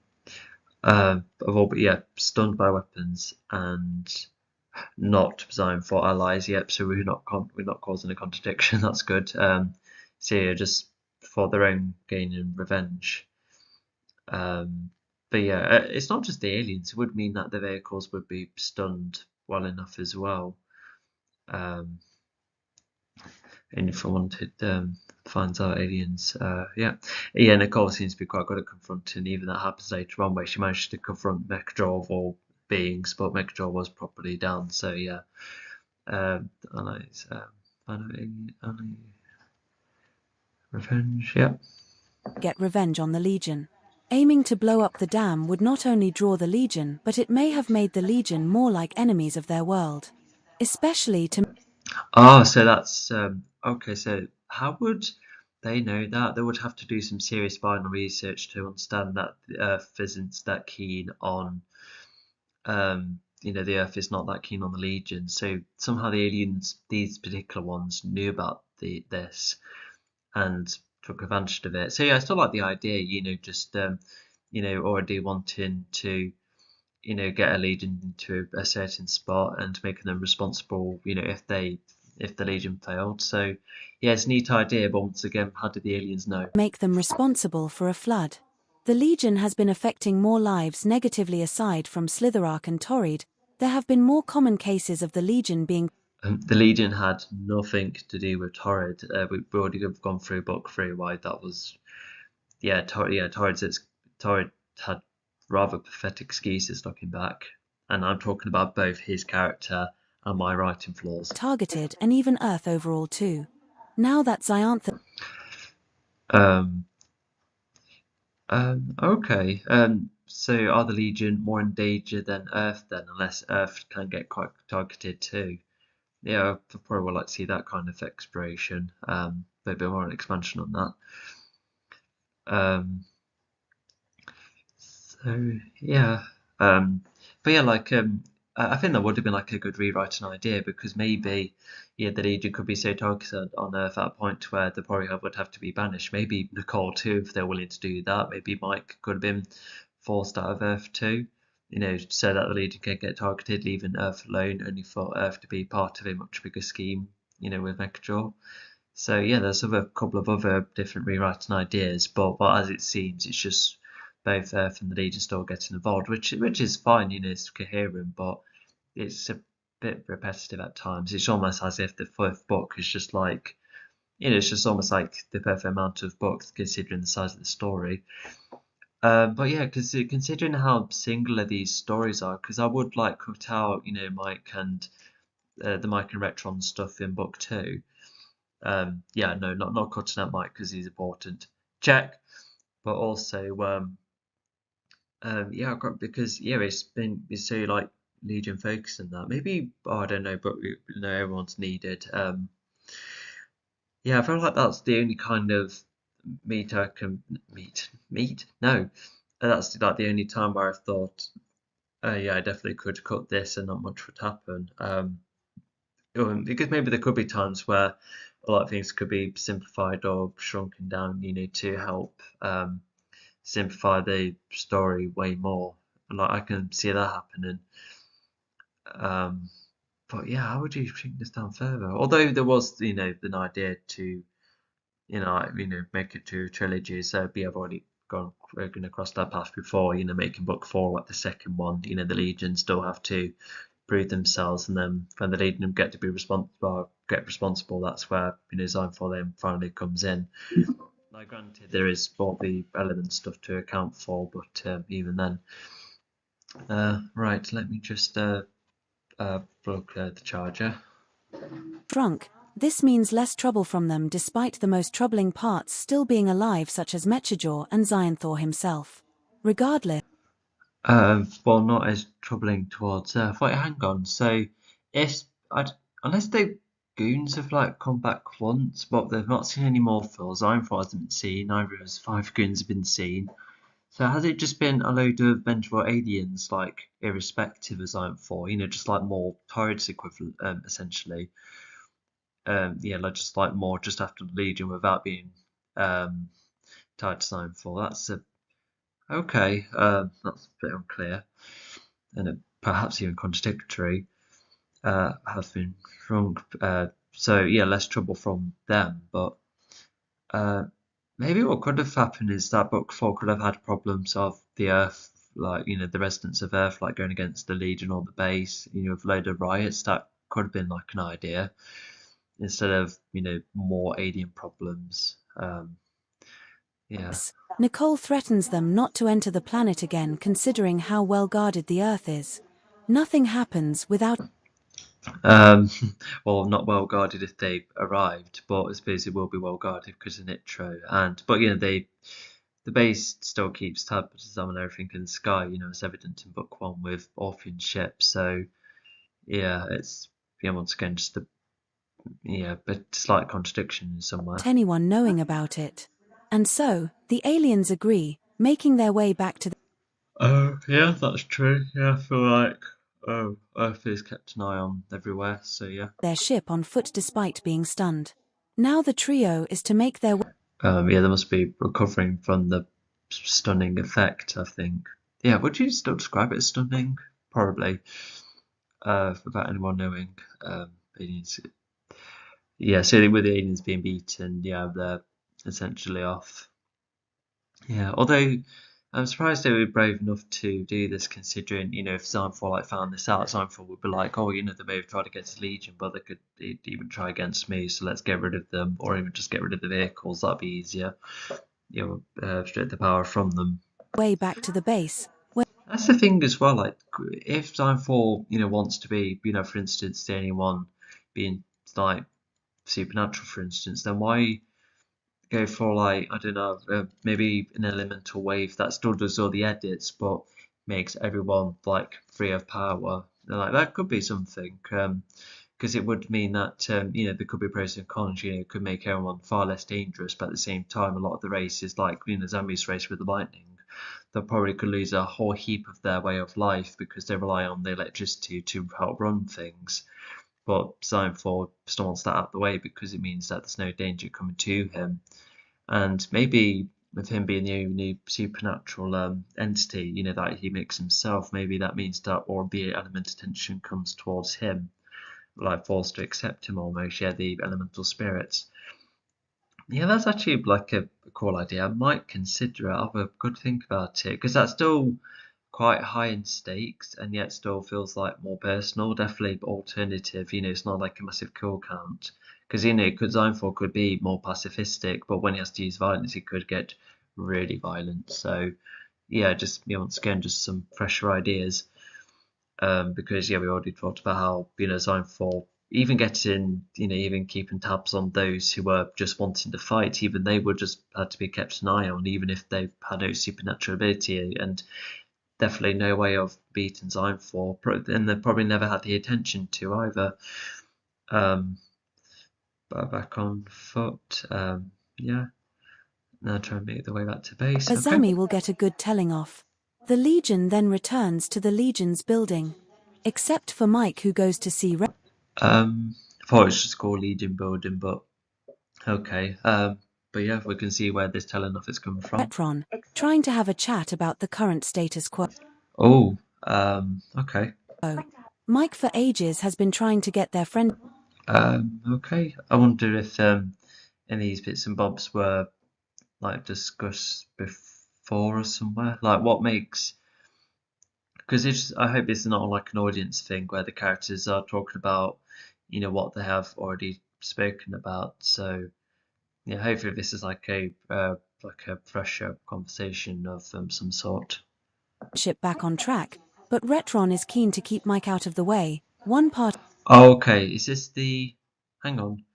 Mike for ages has been trying to. Well, yeah, we have seen from numerous times how Mike tries to get on Retron's good side only to get pushback. Um, so yeah, um, yeah, just trying to think because has Mike Retron not met each other for ages? Is this Mike? I don't know. It's just even this is maybe like a. Oh, I don't know. I don't know whether this alien case is common or not at this point of time. And um, yeah, so yeah, I don't know why Mike is talking to Retron then. Have they had Mike had an opportunity until now? Did Mike want to say something to Retron to make things better, or let the everything sink in for a bit and then have a go? Or I don't know. It's just like a loopable thing where Mike keeps trying no matter what. Is that the thing? of his history he doesn't want to repeat. Retron has struggled to forgive Mike for Key to keep Mike out of the way. Oh, okay. So yeah, Mike. So Retron doesn't want Mike to keep coming to him. Is that what that means? Could be. Um, but yeah, we're going to yeah with Mike's ideas and with Retron's plan next year, I can see why Retron would want Mike out of the way. Yeah, I think it's almost like this is like the confirming point of them never being civil with each other again, which is really sad. making Earth more of a target for aliens, leading to Retron's injuries. Mike nearly Um, yeah, that's something I can understand. Yeah, definitely. He has one more attempt to mend their friendship as Mike Wait, even before, um, um, so I thought it was like a history, like another piece of history where some aliens came to Earth and only the humans were fighting, and then that's where Retron then gets injured. But that had nothing to do with Mike. I just suddenly thought maybe there could be like a rewriting idea for, for instance, with the Nichbot fight where the Legion truly get involved. Maybe that's where Retron could have had the injuries, therefore more of a grudge then, a lot sooner. That's where Retron could have blamed Mike then. But I just explained what it was with the first case. So yeah, I don't understand blaming Mike for the is injuries. about to tell Retron some bad news. But Retron Oh, unless no, sorry, it probably would have meant maybe Retron's like Mike during that battle, or all that time. Why didn't you help me out? Why didn't you protect me? And maybe Mike could have been like, well, you wanted to, you insisted that you could do everything by yourself, and you said give me space, and I said I did, and then I focused on other important things along the battle, and then yeah, Retron could be like a intentional hypocrite that way, but yeah. Anyway. shows that he is not interested in Mike anymore, even getting to a point where Retron will hurt Mike if Mike and the Legion step over the line again. Mike does get upset from this and decides to make his way. Oh gosh, now that sounds like a really nasty threat. And yeah, if Retron knows how to, use his power in the way he wants without getting consequences from the others, because even Retron could come up with stories like self-defense or something. Um, so yeah, although he would have to hope that there's no CCTV around. Although he could perhaps like manipulate the Legion to get them to like try and attack him, only to then respond and say, "Yeah, that was self-defense." Although that would mean that, although in the future, I reckon that CCTV would get decent audio capture as well, and it's an expensive base too, well funded. Even stating that he too will stop Retron if he steps over a line of his own as well. But for now, they will try and leave each other alone, even Oh, okay. So yeah, if as they're definitely not getting on, so even Mike's like, well, I'll tell you what, you know, um, I'm not the only one who could be crossing the lines. So yeah, they're kind of going at each other. So yeah, so if it pretty much creates a scenario of like who will go out on top. And even if Retron kind of wins, at the end of the story, but Retron's still like it's like very like on his own in that. So even if he wins, he essentially got nothing. So even that could be like even though that wasn't intended at first, he's still on his own. So yeah, there could be like more acknowledgement about Retron. All this time I've wanted to be over the on top, with the Nitro defenses, but because he left his entire planet down, he must be wondering, if it was all worth it, and he could have been fighting Legion, trying to shift the blame on them when he failed to protect the whole of Earth. recently the president has been more in favor of Retron compared to Mike. In the Legion building itself, both Nicole and Zami are Hopefully that's expanded on a bit more. Um, so yeah, and but try and be able to leave each other alone. Yeah, maybe yeah, it is like a real difference between Mike leading the very limited Legion and Retron, just overseeing everything else. But what's weird is that even the Legion are invited to be shown like the Nitro defenses, and I think it was just a way to be like, oh, this is the future of the Earth's defense, not the Legion. So I think that's why they've had to get involved as well. So yeah, I can see that happening. So even to stop Retron, they steps over the line, but now they're trying to leave each other alone. But yeah, aside from the Legion having to come to that presentation, I can see why they can, probably go separate ways. shouting down each other's throats, even leading to a couple of brawls between them which Mike has to break up. Before Mike breaks it up, Nicole Um, cool idea, and maybe there could be like some reasons, but at the same time, I just can't see neither of them got each other like that. Like you would need a whole heap of other progression, with Mike, no, sorry, with Zami being more confident at a point where he would fight to stand up for himself, but he's still naive. And then there's Nicole, who is arguably the most sensible character, more alongside Mike and such. So yeah, they would have to have a very heated argument, because even the argument. I guess what it could be about is more, if to make guesses, maybe it could be about how Nicole's like, oh, you nearly got yourselves killed. You could have, not really hurt the earth. We're already at a severe low point. So maybe that I can see what the argument would be about. What, to fight each other? Like, once again, it's like an interesting reason, but they would have to be really, really mad at each other to want to fight each other. For instance, if one of them was like, maybe for instance, if Sammy, well, like if like both of them debate on who was like the most responsible for someone's death, like I could see that happening, but this is an event that nearly happened, so yeah, I just don't think that's quite warranted. But anyway, Mike's around, and yeah, just go show how useful he is, because Mike is like not only the primary spark of the Legion, but one of their more long-lasting Legion lifelines, essentially. Because he had to go political to make sure that the Legion still kept going, but without him, the Legion don't understand a chance of keeping going, and that's what the end of book 4 and even book 5 showcases. Anyway, he had to break up a fight, so I hope it wasn't like too serious. Goes up, power isn't everything, and yeah, even Zami's oh yeah, so the last line. So yeah, it just goes to show that Nicole does have a good set of skills at a point where where Zami may have all the power, but if Nicole can fight more proper, then yeah, she must be like nearly winning, able to like dodge a couple of cubes or very light lightning. But yeah, fortunately, it isn't specified. They probably were just like grabbing each other. I can see that being the case, and hence why Mike could easily go in between this fight. Tries to fight Zami up close. Power isn't everything, taking him down. And trying to teach Zami that power isn't everything. Zami at first tries to use martial arts to counter Nicole's attacks, but That's a part of me feels like a low point kind of area, or maybe like just before the midpoint.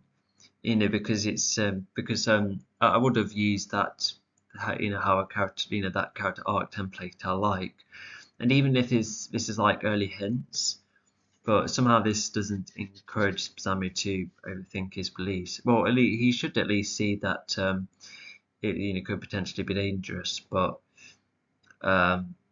it could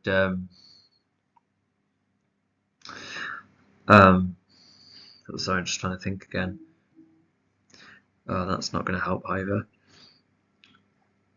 So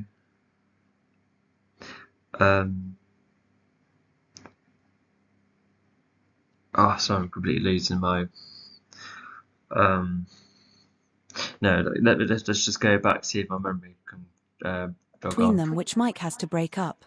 Before Mike breaks it up, Nicole tries to fight Zami up close. Power isn't everything. Oh, okay, yeah, it's come back to me now. So yeah, I feel like this should be like a smaller moment, to give Zami a hint that this belief doesn't work. But yeah, I feel like Zami should like this is like a moment that should probably come later in his arc. So I'm kind of curious to see what else he learns. But maybe it like starts off negative, then it gets more positive over time. Maybe that's the approach. But anyway, so shout to each other, and yeah, okay. But not to mention, this is almost like too blatant of the themes outlined in Everything, taking him down. And trying to teach Zami that power isn't everything. Zami yeah, I think the reason it's stated here is because because with Nicole using martial arts effectively, because even martial arts isn't really like seen as a power hungry kind of aspect, especially not in this story. So yeah, because how Nicole used it is more controlled in that. So yeah, maybe that could be like some setup if Zami does go for that route, but he's already controlling his power anyway, and he's more power focused than a not close fighter. Counter Nicole's attacks. So there is like some detail of how the fighting did, but once again, it said that Mike broke up the fight, and now we're getting detailed of the fight by saying, oh, before Mike came about, this is what happened. So once again, this it's like going back and forward again. I don't like it. Sammy at first tries to use martial arts to counter Nicole's attacks, but Nicole is more experienced in that regard, so Zami forms cubes to push Nicole away.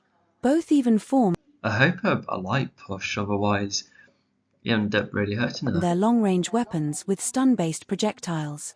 And this Oh my god, they're shooting at each other too. That's already going too far. Like, I know things are tense for them, but come on. I'm not very impressed with book 4 so far. We're on the second chapter, and I haven't even gone on because I'll try not to go on any rants that are too irrelevant. But for to go this far, and there's already like alternatives to go for, or things that are probably acknowledged there. Maybe book 4 would just be as flawed as the others. This is where Mike stops this fight. Once the Zlogs lose Even this we were kind of told twice, so not great. access to their weapons from Zamis zapping alongside losing Once the Slug sees access to the weaponry from Zamis zapping alongside using non-explosive, fly off individually. Tilda chapter 48, the Legion now. Hang on, we then so see the Legion, who are nearly non-existent, reduced back to smaller alien threats on Earth alongside some crimes. The team is pathetic compared to what their long-range weapons with Sting. Zami at first tries to use martial arts to counter Nicole's attacks, but Nicole is more experienced in that regard, so Zami forms cubes to push Nicole away. Both even form their long-range weapons with stun-based projectiles. And this is where Mike stops this fight. Once the Zlogs lose access to their weapons from Zamis zapping alongside losing their explosive, they all fly off individually. Oh, that's such a lengthy title already. So were the foes disarmed, or let's see, were they disarmed, stunned? Did they leave without the suits? But it says they're going individually as well. Oh, unless no, none of them could fly individually, none of the Legion members. So have all of the goons gone individually? Is that what's happened? Weapons, Sammy's zapping alongside using their explosives. They will fly moving from one planet to the next. Okay, so the foes earlier were limited on fuel and needed to go and get some.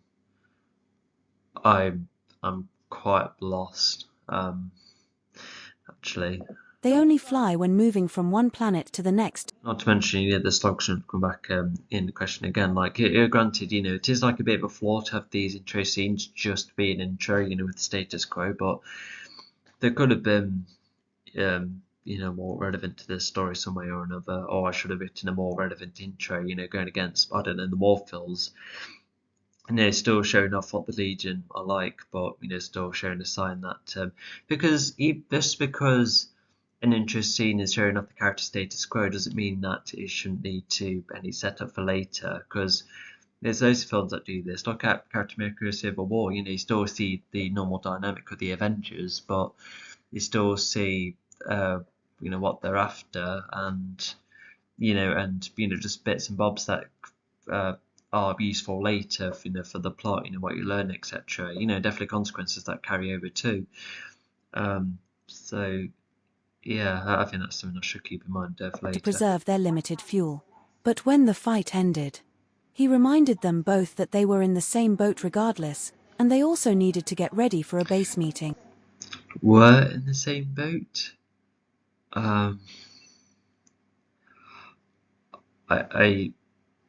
Same boat as in we're all facing the problems together? Is that what that means?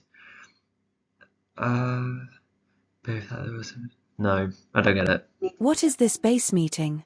Retron is placed in a slightly higher position in Earth. So we've got rhetorical question once again. Earth security, considering the past failure of the Legion. He is enabled by the President to have a shot. Yeah, because the worst thing that Retron has done is sharing all of that stuff on in the second book. But with the Legion being responsible for actual injury and destruction, yeah, I can see why Retron would be the more favoured one at this point. At leading the protection of the Earth, enabling him to generate his defenses of turrets and drones. These turrets are Um. Oh yeah, enable by protection to have a shot at being the lead in protection of. Yep. Okay. Yep. So what's Retron's grand plan?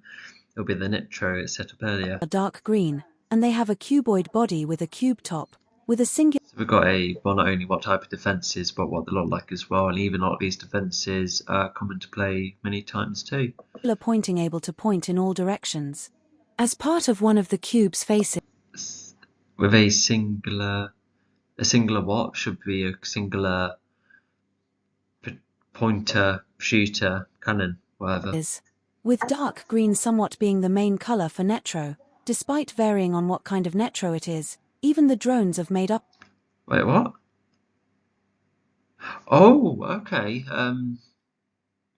Dark green is the colour for Nitro. Okay, yeah, it was slightly embodied within Orpheum after all on the ship. So yeah, I thought of that. I always just thought it was grey, but no.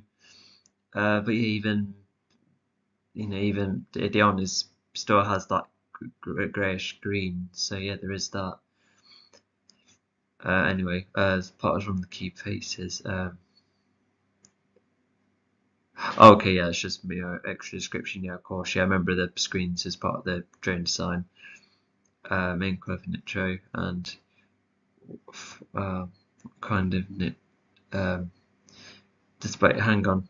The colour for Nitro, despite varying on what kind of Nitro it is. So there are other forms of Nitro. Is that yeah, okay, yeah. If it's like more handmade by humans, I can see how it might result in being different because they do fetch stars as well. Not everything recycled.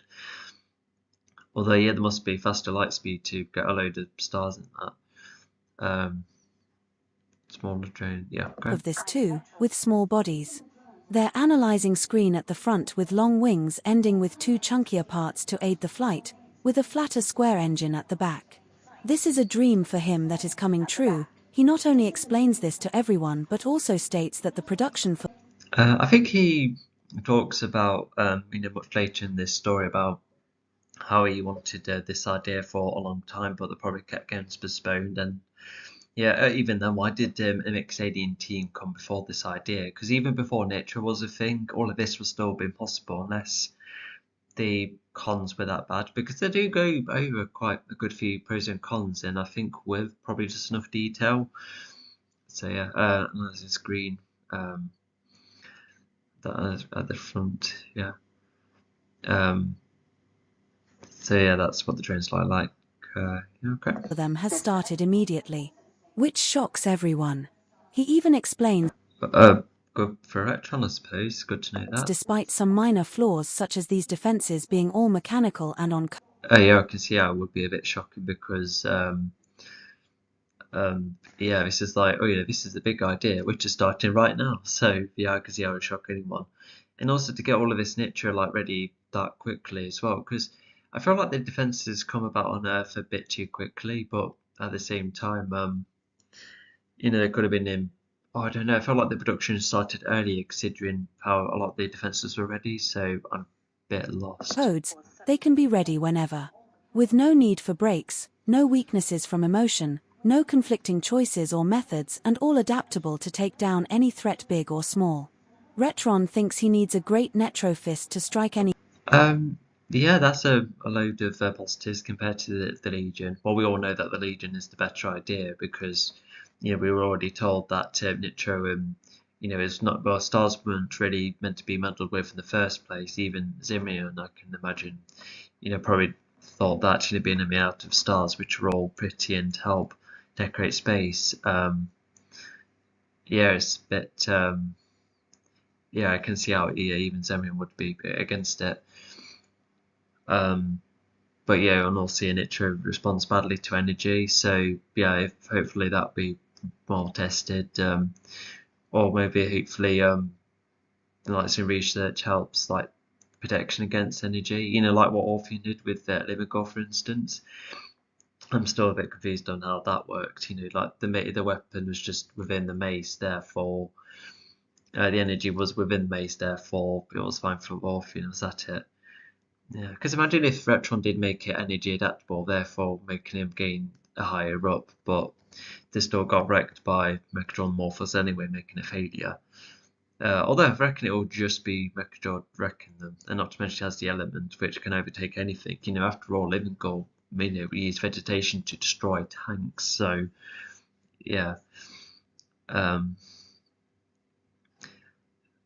so they are like good positives at first, but like I said, the Legion's better because I don't think any of this would have done anything to design for. And is not keen on the variety of methods which the Legion possesses.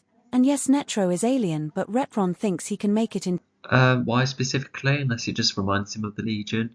Maybe he could have been like set up to be the kind of person who wants solve everything with the same problem, and maybe that's like his kind of thing.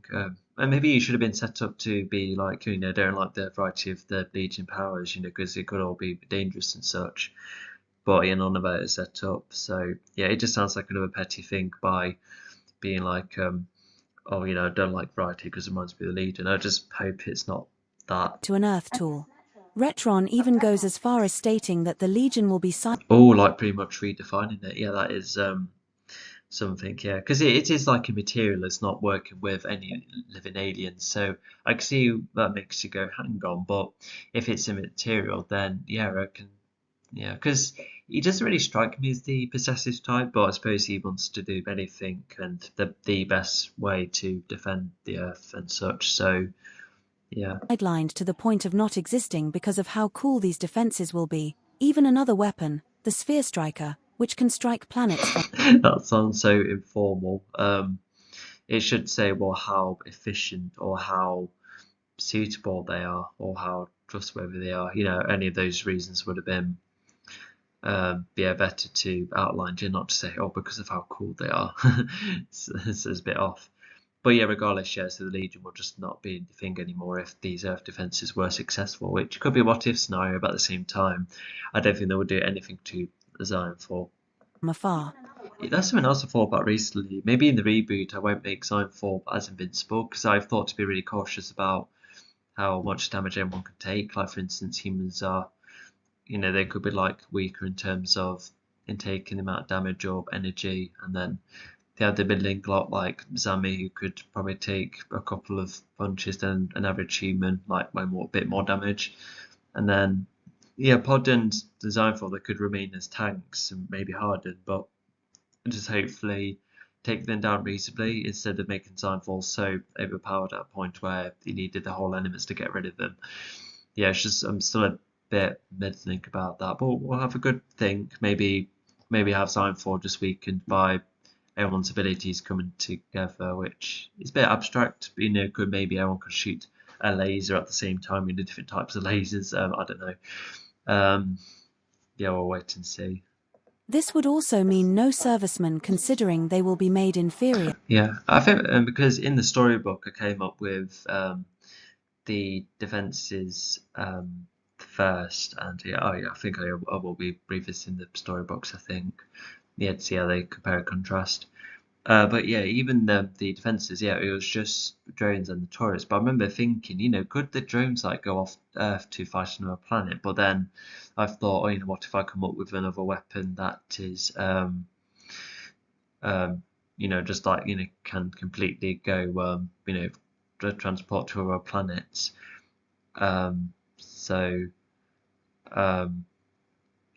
Like I say, the drone could still work, but this Planet Striker, it is definitely efficient. And even if the drones were kept, it would still, be a drone strike against, towards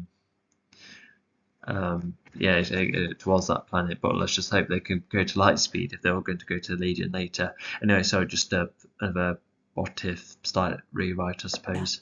So not everyone is on board with this new idea, even made worse by the fact that it's Netro being morphed, something which Diane recommended not to be the case considering the many consequences. Back at the base, Zami, Nicole and Mike have a more in-depth. A bit of a lengthy sentence, but it's a somewhat decent reminder. Um, so yeah, it looks like Retron has to won everyone over as well. So I reckon the sub will be on board, especially the president already. So that's already a big one. So it's like Retron might gain more respect, etc., as time goes on. And yeah, it's already outlining that they were like, well, hang on, Nitra is not meant to be used like this.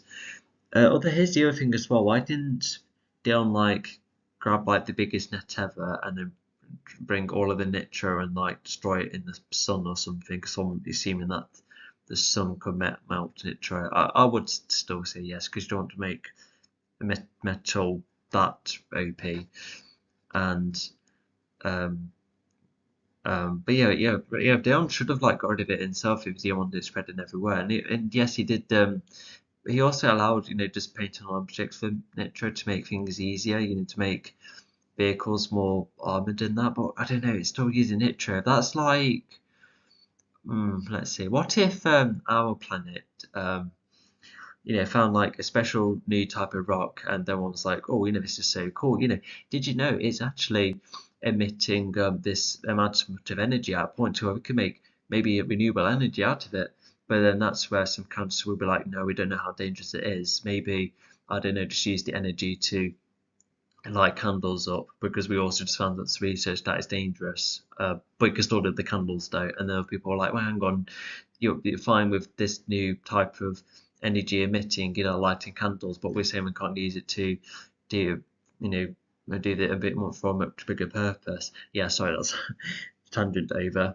Yeah, sorry, that was a bit lengthy, but you get the idea. It just feels a bit contradictory, even if putting things on objects is different to manipulating the object. It's still using it regardless. So yeah. Look at Retron's plans. They cannot be undermined anymore. They need to do some good, and if they are unwanted on Earth, even though other planets are likely to be unsure of.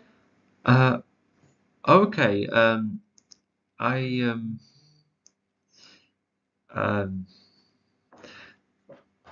I'm a bit. So were the Legion at the meeting? I don't know. I just felt like they would have been kept an eye on or something. But yeah, I don't know whether they were at the meeting or not, or even Mike was there. Yeah, I'm a bit puzzled. But yeah, regardless, so yeah, the Legion and Mike are just updated and know what it is, and I think more pros and cons are being discussed. Hopefully, because we only just got the cons. No, pros. No, gosh, I don't remember. Anyway, so Nicole and Mike have more in-depth look at Retron's plans cannot be undermined. Yeah, so the Legion are just very keen to go out on top. So yeah, I think that's yeah, it's good they're motivated to that degree, which is rather good. And yeah, you just want to do something, because they even leave Earth to try and fight off Megatron's Ironfall. So yeah, it pretty much leaves the Earth alone. I think that side of things could have been outlined more blatantly, just to show that Earth may be our home, but we'll leave it alone to protect this planet, and no damage should come to it. But at the same time, Torrid happened, and they weren't on Earth either. So yeah, it's like leaving Earth will make a difference, because it's like the politicians are like, well, not just them, but like Spectrum, they're probably thinking, if the Legion don't leave, it means that no attacks come to Earth anymore, like Torrid. But if the Legion aren't out and about, that means that the bad guys could do all sorts, whether the Legion leave Earth or not. So that hasn't been outlined or discussed either. Anyway, they need to do some good, and if they don't want to nerf, The yeah, they're Legion good. from what has happened, then they'll still find a way to aid peace, such as taking down either Mechajaw or Xionthor, mainly the former to get Pod back in the team again, or at least have them both on the same way. Yeah, they're the last two big problems. So it does feel like, because if you like somehow forgotten like the number of books, for instance, there is still that case of, it's it is like slowly rounding up if that's all the evil left. So even if the planets are likely to be unsure, Oh, okay, even that's like a point of tension. I'm surprised that the Titans were accepted enough, but yeah, I think it just goes to show, how hated the Legion were, or are at this point. And yeah, I'm sure it still happens, still find a way to aid peace. Yep, so they're going to try and just do something. But yeah, even veterans talk about how how the Legion want to do something to please the people, but I think the Legion still want peace, and they're still kind of accepting of the of being hated, like because they understand, but they know they need to do something. So I don't know. That sounds like honorable heroes, because if they were like wanting the public favor, then they would have done like desperate measures to make sure that's the case. But um, so yeah, I just feel like book 5 has some of the characters regress a bit in order to align the theme of prioritization. But I don't know. I just feel like book 4 gives enough of that. Anyway, so Storm has way peace, such as taking them down. Okay. Wavelength. The Legion then has another idea, before leaving the planet, with the help of Zamis. Yeah, and I think Mechadraw might be easier too, but well, because they have no idea about Sign 4, and yeah, Dion definitely didn't have a chance to. Although, oh, I'm not sure, because Dion's are very powerful, and he surely did. Dion not say anything to the Legion about how he couldn't beat Sign 4 on his own. So next time they try again, they all go as a team. Is that? Um, oh, I'm not sure. Um, yeah, it'll be kind of bad if Dion forgot to say that to the Legion, because imagine if the Legion went for Sign 4 first. I suppose it's the harder one out of the way, therefore makes Mechadraw easier. So yeah, I say story-wise, maybe that could have worked. To have the Legion to go for the hard one first, but by going for Mechadraw afterwards, like sure, it's a bit less of the stakes, maybe just as much in some way, but it'll probably feel more like a more personal story as well. Because I've seen stories do that where they have like the bigger stakes first, but then the finale is actually like a more personal story, despite lesser higher stakes. Lesser higher stakes? No, less stakes rather. Okay, sorry, I'm really losing it. Okay. Clever hacking to avoid atmospheric sensing from Earth space. And let me just take one step back. Wanted on Earth. Even though other planets are likely to be unsure of the Legion from what has happened, then they'll still find a way to aid peace, such as taking down either Mechajaw or Xyanthor, mainly the former to get Pod back in the team again, or at least have them both on the same wavelength. I say something else I just thought about is that if the Legion did beat Mechadraw on their own without Pod, that means the Legion would be like, hey, Pod, we beat Mechadraw for you, maybe you could join us and then we can take down Xyanthor together. So yeah, because that would definitely win against Mechadraw Pod's favour. Like, granted, he would still be a bit mad that it wasn't done before, but it's been done now. Hopefully, he'll be a bit more accepting of that. The Legion then has another idea, before leaving the planet, with the help of Zamis Clever hacking to avoid atmospheric sensing from Oh my gosh, that really sounds like a very lengthy sentence just to go back again. Thor, mainly the former to get Pod back in the team again, or at least have them both on the same wavelength. The Legion then has another idea, before leaving the planet, with the help of Zamis Clever hacking to avoid atmospheric sensing from. Oh my god, this sentence is too long. But basically, it's with primarily the help of Zami to get King God of Dion back. So yeah, it's a bit. Because once again the Legion weren't mad at Zion 4 because no, sorry, the Legion weren't mad at Zami because of Nicole and Mike being redundant. It was because Zami nearly caused them danger. So yeah, of course they were fine with him at the forefront to be sensible, and I'm sure it would be, because this is about getting Dion out. So yeah, you would need to be more sensible in that. And yes, they do come up with a vaguely good plan. I remember working somewhat coherently. Semi clever hacking. So fair enough. And so yeah, we know where Dion is, so Retron's kept hold of him. So yeah, even if book 3 forgot to answer that, book 4 at least addresses it. And yeah, okay. Retron has collected the Legion thought to bring Dion back. Yeah, absolutely, because Dion's a very useful asset. Yeah, you don't want to go anywhere without him. I'm surprised Legion didn't do this before, but they're definitely doing it now. So because they're leaving Earth anyway. So yeah, so they'll be like, good luck trying to arrest us. You'll be doing Nitra anyway, so they need to waste resources by going after us.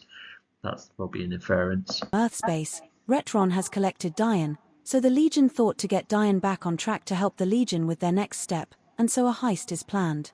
As Nicole has been watching Zami with his cubes for ages, Nicole encourages Zami to be the one to get Dion back once they are in a secure location. Secure location, do you mean like at a less busier time? They do go for nighttime at least, so there is that. Zami for the one to get Dion back once oh, as in, so once the heist is done, yeah, they do go in a more barren area to then be like, okay, so now I can bring Dion back, like definitely turning on. So it looks like the Zami's cubes does it, okay. It just creates the question like, wait, hang on, did Zami try with cubes or not, when bringing Dion back? Because I thought they had to fetch a star unless the star came later or afterwards. That I'm a bit lost.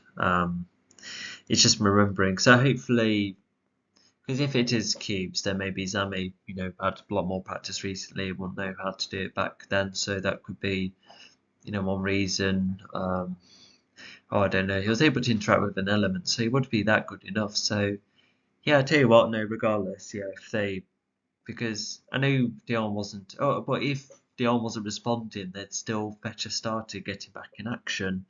So this is a problem regardless. And once Dion is awake. Compared to the time they had to fight Torrid, Zami has messed around with his cubes to the point where he is more able to use his cubes. So I think that's me trying to justify it, but no, it doesn't fix what I just recently talked about. But just in case, the Legion shall gather a spare star which can be taken beforehand in the base's weapon generating area where the star... When did they have the chance to do that quickly? I'm quite curious. Yeah, because I do try and address the security as much as possible, but I think it is like well defended. But considering I can etc. are experienced soldiers, they know how to go through areas like these, and yeah, spare star which can be taken beforehand. Yeah, okay, well, good luck going to the weapon generating area. Don't get spotted. You'll have to wear well, I don't think even disguise will help you. I'm actually really curious. So, are they factory one now before Dion? I'm not sure. Stars are starting to be collected from stars. There is more From space, as I'm trying to explain, sorry. planned, such as using Nicole's 4 I think maybe I was trying to say gathering nitro from stars. Maybe that's what it was meant to be. Because, it is still getting the nitro after all. by 4 to get the Legion to the base and then to the spare area. Oh, Nicole's card becomes useful once again. That's good. No plans such as football Legion based, then these based then to the space area under the radar. Yeah. Under the radar. The Legion's current objective is to bring Dion back and start to gain the trust of the Earth again, and with Dion back, he can help. So they ignore the last sentence, but so yeah, it's yes, I don't know. It doesn't because if it was like a specific instruction followed by the abstract goal, so yeah, so I think what it yeah, it should have said yeah, bring Dion back, take down Iron Mechador Zion 4, and then it will then win the trust back. Yeah, should have said something like that.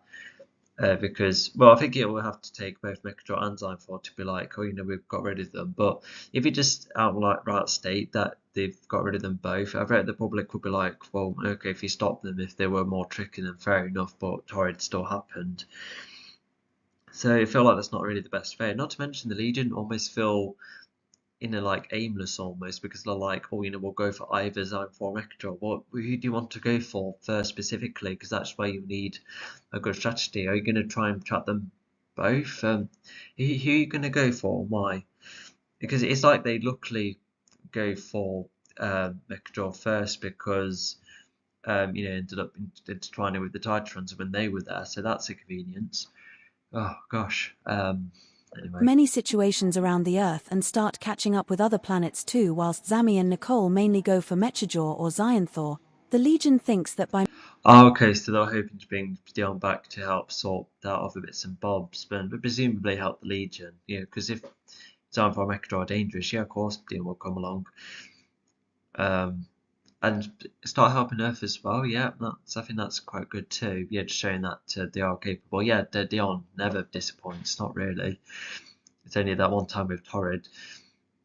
Start to catch up with other planets. Yeah.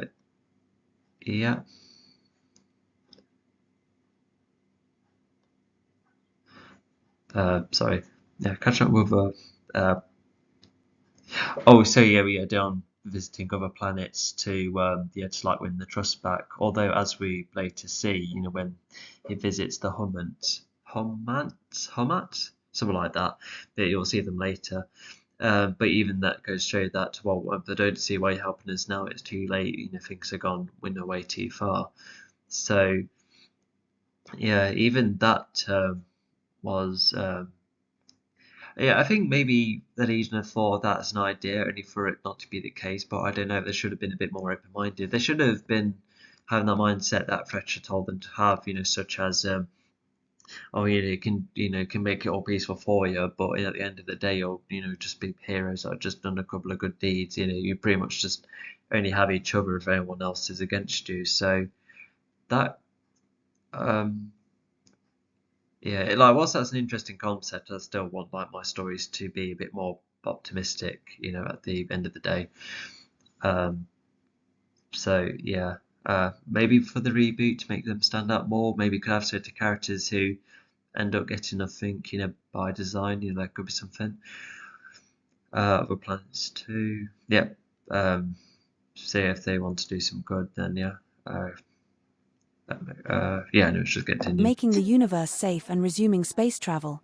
It will impress the public, then instead of trying to please the public by diminishing Wait, what? What about space travel? Need to think start to make the universe. Oh, resume space. Well, they're going to travel out to space regardless, but are they hoping for it to be legal once all of it's sorted? By making the universe safe and resuming. Okay. safe and resuming space travel. It will impress the public, then instead of trying to please the public by diminishing needless crimes. Not to mention, by making the universe safe, that makes Earth more able to perform, like space travel, just to, um,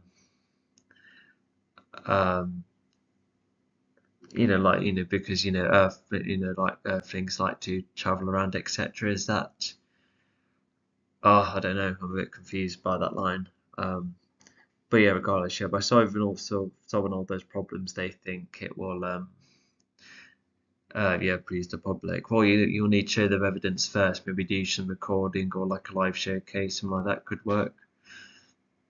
Um, so yeah, please public diminishing needless. Oh yeah, but also yeah, I can see where the Legion are going at because they want to take down the main threats as opposed to um, as they described, yeah, needless crime.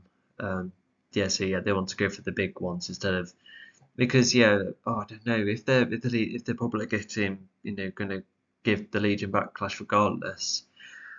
Um, um, um, yeah, I don't know. Yeah, it's just like going for bigger golds to please them, which I suppose could then go on to book 5. With what Fletcher teaches the lot.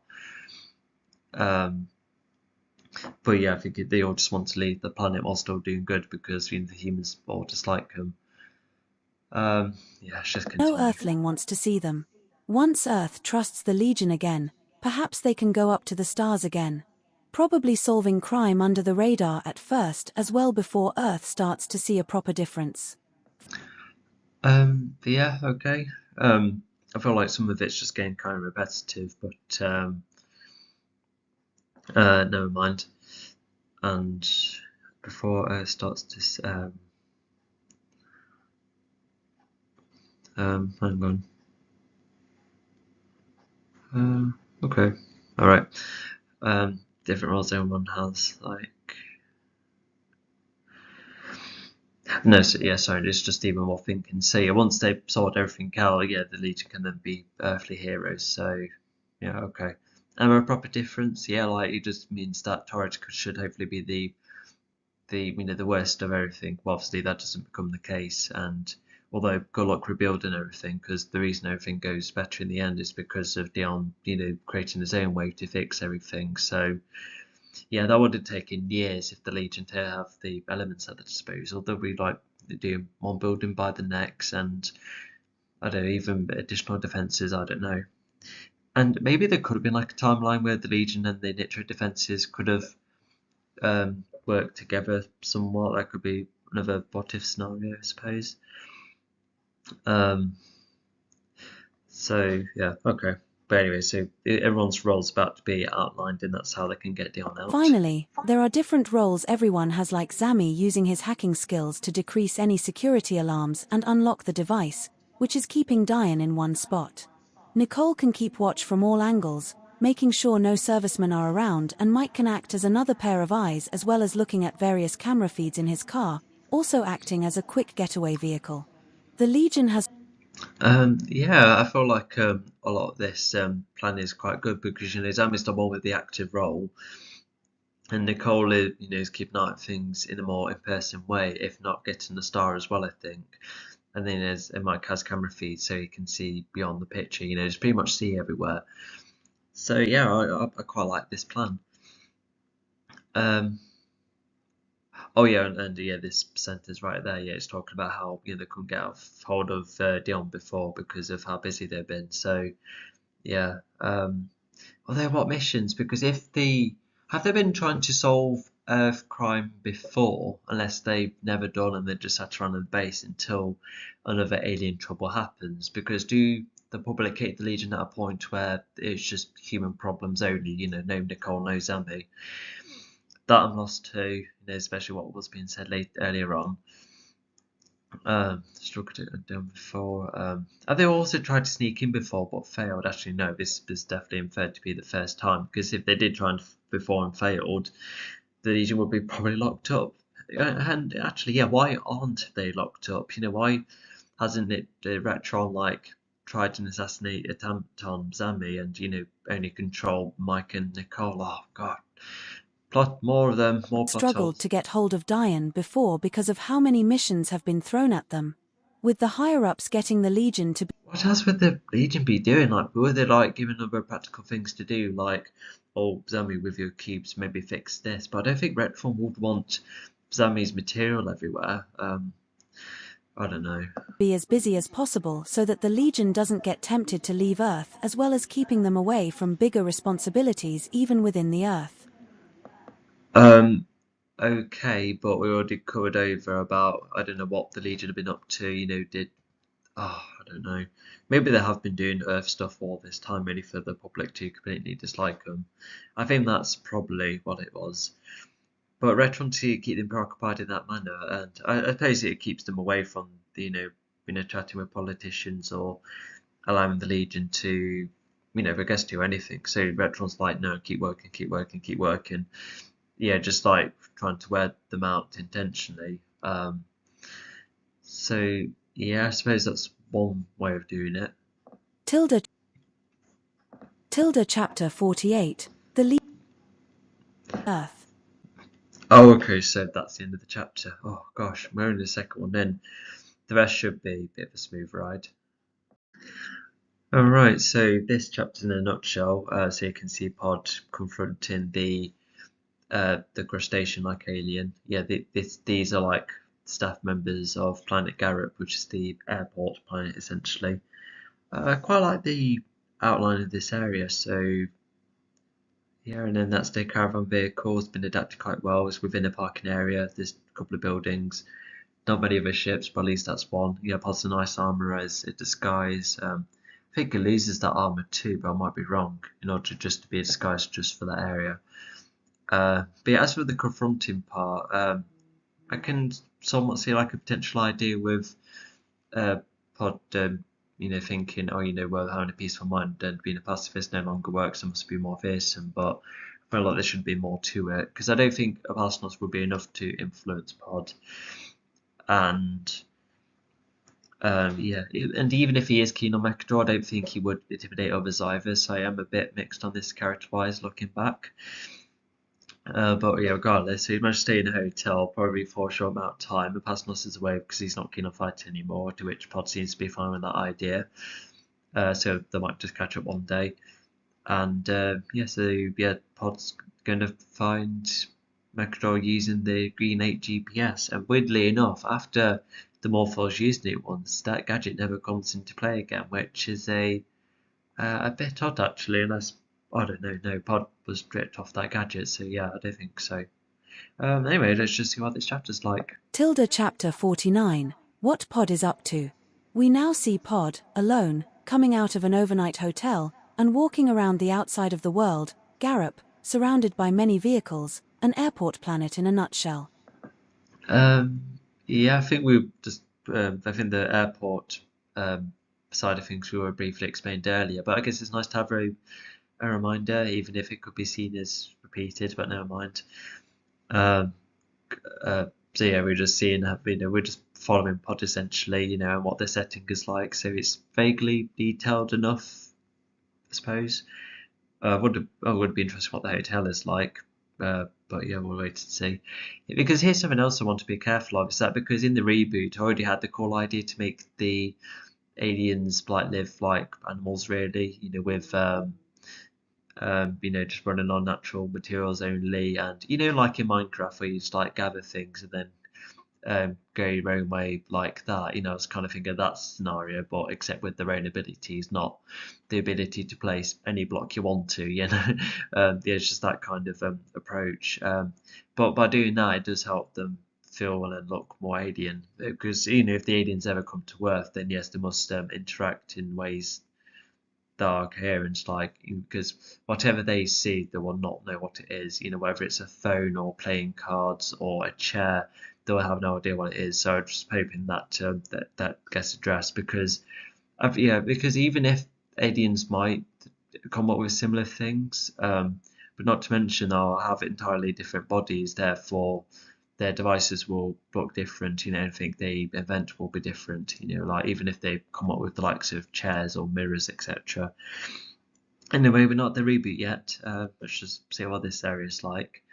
But being an airport planet, I suppose it's fine. I suppose there have been cases throughout this story where things could have been a bit more alien because it's too reminiscent of Earth. But I suppose I don't like going too weird, I suppose, but maybe I should. Like I said, to make things more alien. But as an airport planet, I suppose the spaceships and their architecture is different, more alien. Pod is looking for a vehicle himself, where he can find the more. And not to mention, I like how Pod goes for a vehicle that can sleep in, because it's a caravan-inspired vehicle. So I like the idea, and looking for a vehicle, and yeah, they've got a personal catch up. Morphils after Opusnost helped drop Pod off. It's only been a few days after the events of Torrid after all. Pod has an Like less than a week.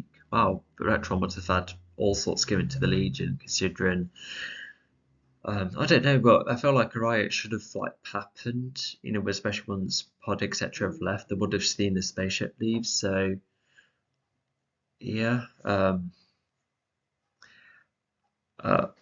don't know. It just feels like maybe the gap could be too short. I'm not sure. eye on a good vehicle, a caravan one where he can sleep while he makes his way, the ship being named the Caravani. The Caravani was mainly grey, with a front windscreen Is mainly grey. Anyway, it's just a description. with two windows around the back of the sides of the vehicle. There are also small parts that aid the steering as it goes through any air. Those are blue just like the back engine. thanks to some tips from Opusnost. Pod does make himself more fearsome, and so manages to talk his Hang on, let me just go back a bit. Opusnost. Pod does make himself more fearsome, like the back engine. Thanks to some tips from Opusnost.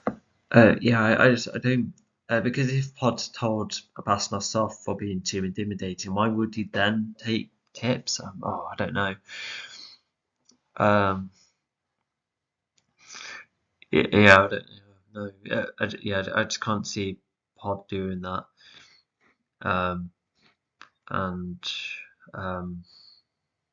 thanks to no, I think this could be like this is bad character regression. Pod does make himself more fearsome, and so And Pod is already capable of making himself fearsome and that, so yeah. manages to talk his way to get the ship from the salesman, a salesman who is like a green lobster, hunched over. Yeah, I think the name is exactly given, but never mind. So we've got description of the salesman as well. Wait, a salesman? I thought this was like an airport planet where to go from one place to another. Unless they do sell ships too, to which, okay, that's a bit of world burn, I suppose. It's not just jumping on vehicles, sleeping in hotels. Anyway, wait, does Pod? Oh yeah, the ever providing water base ice. Yeah, he does that again, like he did earlier. But yeah, I don't think he needed to be fearsome. Why not just give him that? Because that would be we're talking about infinite clean water. Yeah, like Pod doesn't need to make himself intimidating by saying, "Oh, I'm giving you that. I'm not giving you consciously because I don't have any."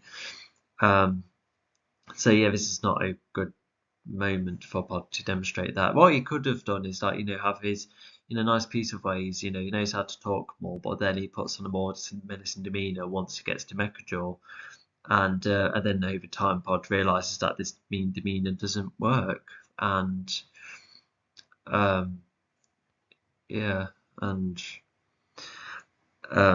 Tilda yeah, chapter because all this 49. time What Pod is Pod is up soft, to. but We with now see Pod, the alone, coming abilities of out a of an warrior. overnight hotel, and walking around the outside of the world, So yeah, Garup, surrounded by many yeah, just vehicles, thought an it's airport planet in a nutshell. I'm not Pod too is keen looking on for a this. vehicle himself, where he can find the Morphils after Opusnost helped drop Pod off. It's only been a few days after the events of Torrid after all.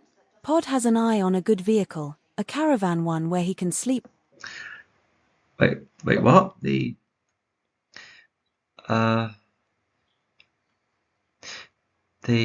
why didn't the initial payment work? Hang on.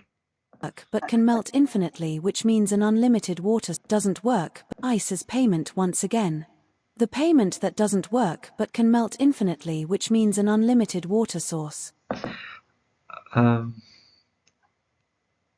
I better understand the not working kind of thing. It sounds like Pod had a faulty credit card. I need to do that. So, yeah, credit cards aren't a thing with aliens. So, The salesman did let this pass. Not only was he threatened, but having unlimited. which once again Pod wouldn't do. Like I like characters going and taking darker routes, but that's not it. Pod should be like that way more if that was like already a part of his character, but it wasn't. He's been just like, yes, he has been rough, but not threatening. Because if he was telling off Torrid and Pod about it, Torrid and Pasnos about it, sorry. Water would be anyone's wish. Pod recently has covered himself in ice armor, hiding all his features. Yeah, which yeah, does hide himself. Although he does stand out, but I suppose there could be many hybrids out and about. Some that were the last of their kind, and so yeah, yeah. So yeah, Pod wouldn't be you wouldn't stand there. Yeah, it wouldn't stand out too much. Yeah, if he hides himself, yeah, it's fine. He would have his orc tail though, but anyway. So no one recognizes him. This armor was formed via his powers, and he can remove any part by melting it, which he will do if important. So, Oh yeah, so he can definitely manipulate his armor at will, which is yeah, super handy. So yeah. Pod gets himself the ship and off he goes, sitting in silence, letting the ship fly via autopilot, making him wonder about the future. He doesn't miss the Legion, but he is still sad about Arvin, not to mention he Okay, so yeah, we are exploring a bit more of his current mindset. So yeah, he's off on his vehicle, and yeah, not missing Legion. That is something. Well, that's like the best, most friends he's had. Like, yeah, even if he's fallen out, he would still miss them. Absolutely. Not just Darwin either. Um, but I also wish him advice from Mike. Yeah, because if Mike was there right now, I think it would have helped Pod clear some thoughts, being like, yes, we'll go after make sure, but let's just do this sensibly. Because yeah, even we kind of see what Pod is like. After having some life experiences, he's just doing things his own way. But he does need the Legion, with Nicole's strategy and the help from others, and even with no Arvin, Mike could still provide advice at the time. So yeah. Um, but you should Pod think what the US would be saying by now. You need to um, I don't know, because sometimes when you imagine people that aren't currently present around you would still wonder what would they actually say. So yeah, did Pod not have a moment like that? Okay, he's just making himself just menacing without a lot of thought. wishes for some advice from Mike. But Pod believes that the Morphils need to be sorted out now, without any help. He has an element after all, and thanks to his practice. Um, yeah, so that's what he's going for. Yeah, the Morphils finally. After stopping by. Wait, hang on. He just went out of a hotel. Oh no, he's only sitting in the vehicle. Okay. Is it just in case the journey is too long, or did he have a bad sleep at the hotel? Was that the case? Um, Did it be sorted? I just suddenly realised. I wonder if the aliens have different sleeping patterns or something. Who knows? Anyway, Bod believes that some offers need to be sorted out. Yeah, the Morphils. Just get rid of the lot.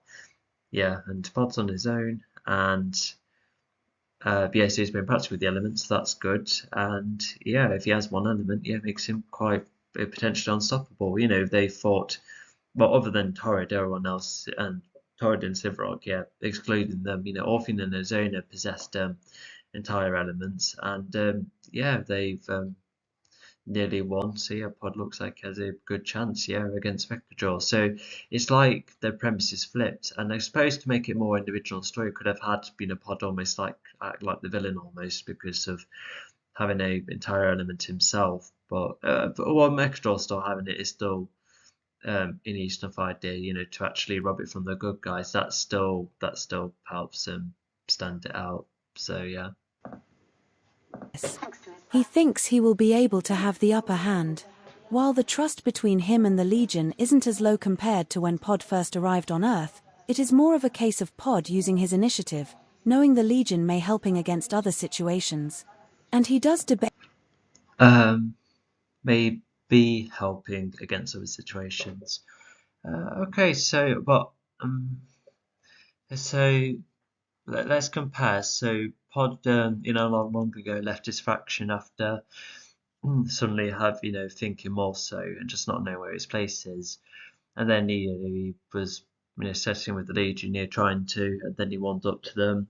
And then once one of his best mates died, and then the Legion was properly let them, properly letting everyone down.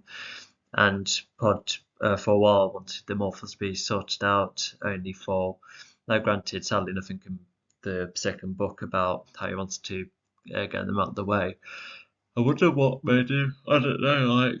Why did he sort out Mechadrill then? Well, I suppose he didn't have a trident, but I don't know. Why go for him then, or come back to Mechadrill in his own time and fight back against him that way?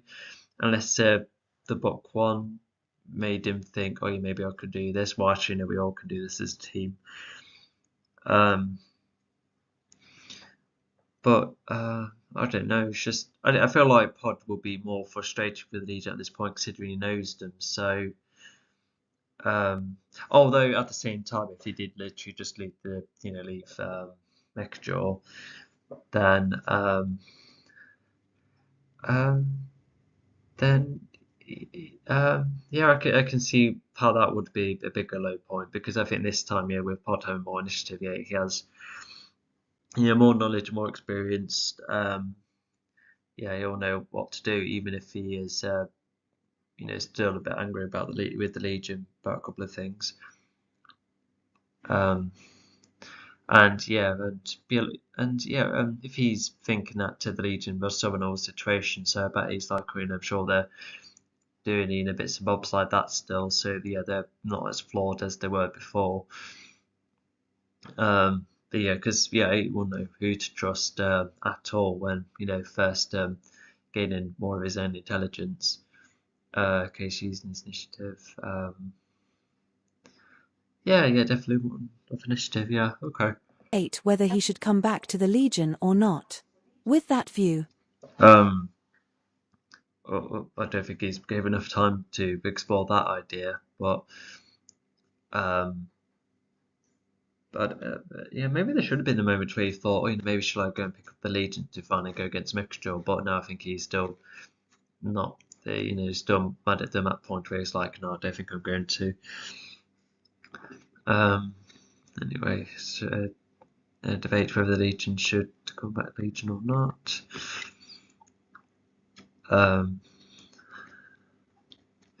Sorry, I'm seem to do that a bit repeating, aren't I? Yeah, sorry about that.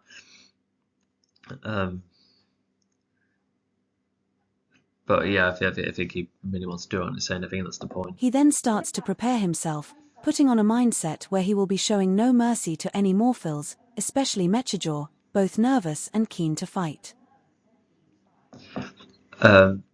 So yeah, it is. Oh, we made it to the end of the chapter. Yes. Okay. But because he's not unlike Valis, Pod is literally going to go all guns blazing essentially with any of the Morphils. So yeah, he's going to be far more strict with what he's going to do. So yeah, I suppose we'll see more of that. We'll go on to the next page. Alright, onto the heist. I've already explained the logistics. Now I can kind of see it's a working plan. I don't really have any problems, but let's just see how it goes. Although what I do like is that there is like a small complication where Cole finds a serviceman, but then brings him down. Because I also, because of how it was the future, I had this idea where because of how specialized the salesman suits are, wherever they get hit gets specified of whereabouts they get hit and how hard, and if they're still alive or not from the heartbeat. Because you could even have a change of heartbeat, when you get suddenly hit, for instance. So they've got that kind of system going. I'm wondering how they account for that, unless the Legion do just, try and get going. Maybe a bit more trickier time is done then. No, just more short on time, basically. And yeah, even that visual below has Dion being carried by cubes. Yeah, I think Dion did make himself lighter. That might have been addressed in the book. I really hope so. But yeah, Zami would have to really concentrate. Yeah, because at least it's not his own weight. I suppose it's just like a floating trolley. I suppose, although you're still summoning the power. Yeah, imagine like the power to summon trolleys. That would be because yeah, superhero parody doing that. Yeah, did you know there was a comic book where the Superman could shoot mini Superman out of his hands, like miniature clones of him that he can shoot from the palm of his hands? Yeah, I swear I saw something like that. So yeah, although this looks like daylight, it's night time actually, later in the day. Okay, fair enough. Yeah, come on, let's go. Tilda Chapter 50, Heist. It is later in the day, and the Legion is all in Nicole's 4x4. When notifying the base of their whereabouts, they are on a crime watch when they are going to steal Diane's body. When they were actually going to do X, Y, and Z. Yeah, sorry, that's a bit of a literacy error there. Yeah, sorry about that. So are they fake the location then as well? That's kind of clever.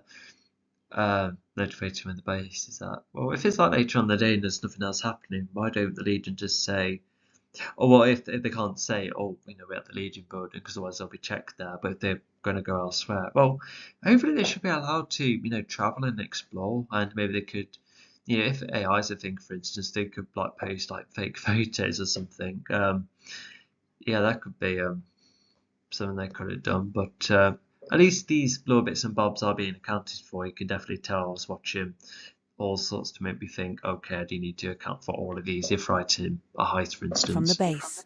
The 4x4 has arrived at the base, parked near some trees, with no lighting in sight coming from them.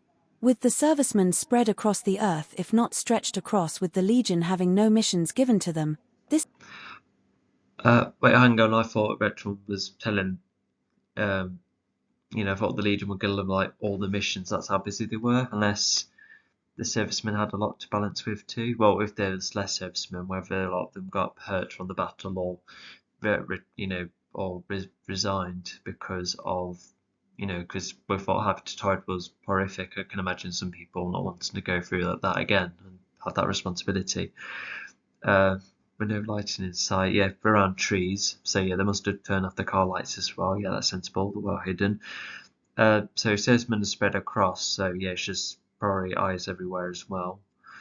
Yeah, just really keep an eye on things. Because who knows how bad the turret attack was, but I can see how it might make some people like quite scared to get out and about, therefore probably decreasing crime in that way. So yeah, we'll just wait and see. means the base isn't too populated. Nicole and Mike assign the roles between them. Cross TF, not just is it appropriate call assigned roles between And Zami. Mike is to stay in the car with multiple camera footages projecting from his collaptor alongside getting a lot of this is repeated information, but never mind. up the map of the base and its many floors.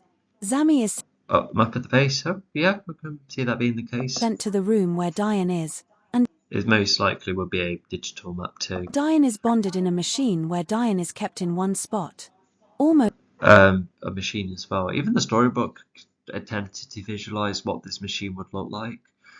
Although there's a bit more detail in this hang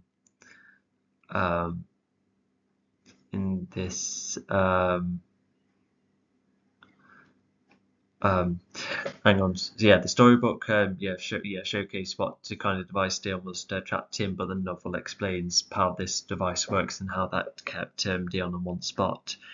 But yeah, but how they sneak back in and out, yeah, they don't use the base, they use the underground. caged up and with magnetic forces keeping him still.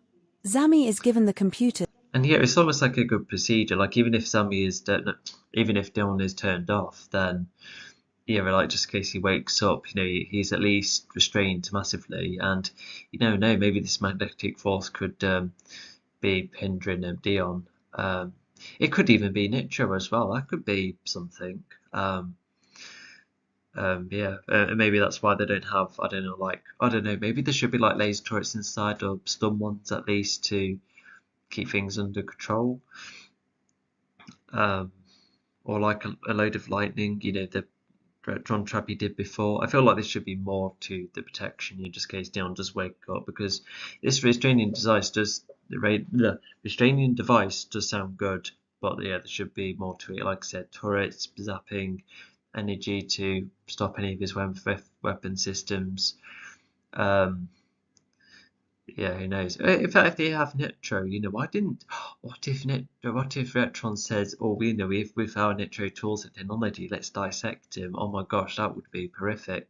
Imagine that being the end for Dion, and the Legion are just totally like, oh my god, on the road. That is a what if scenario. To help Although I think Dion's just been mainly kept here so it doesn't cause trouble on Earth, but at the same time, we want Earth to be occupied, so why not just threaten Dion to be kept away, do whatever they need to do on other planets, but keep Earth out of it? That should have been the case.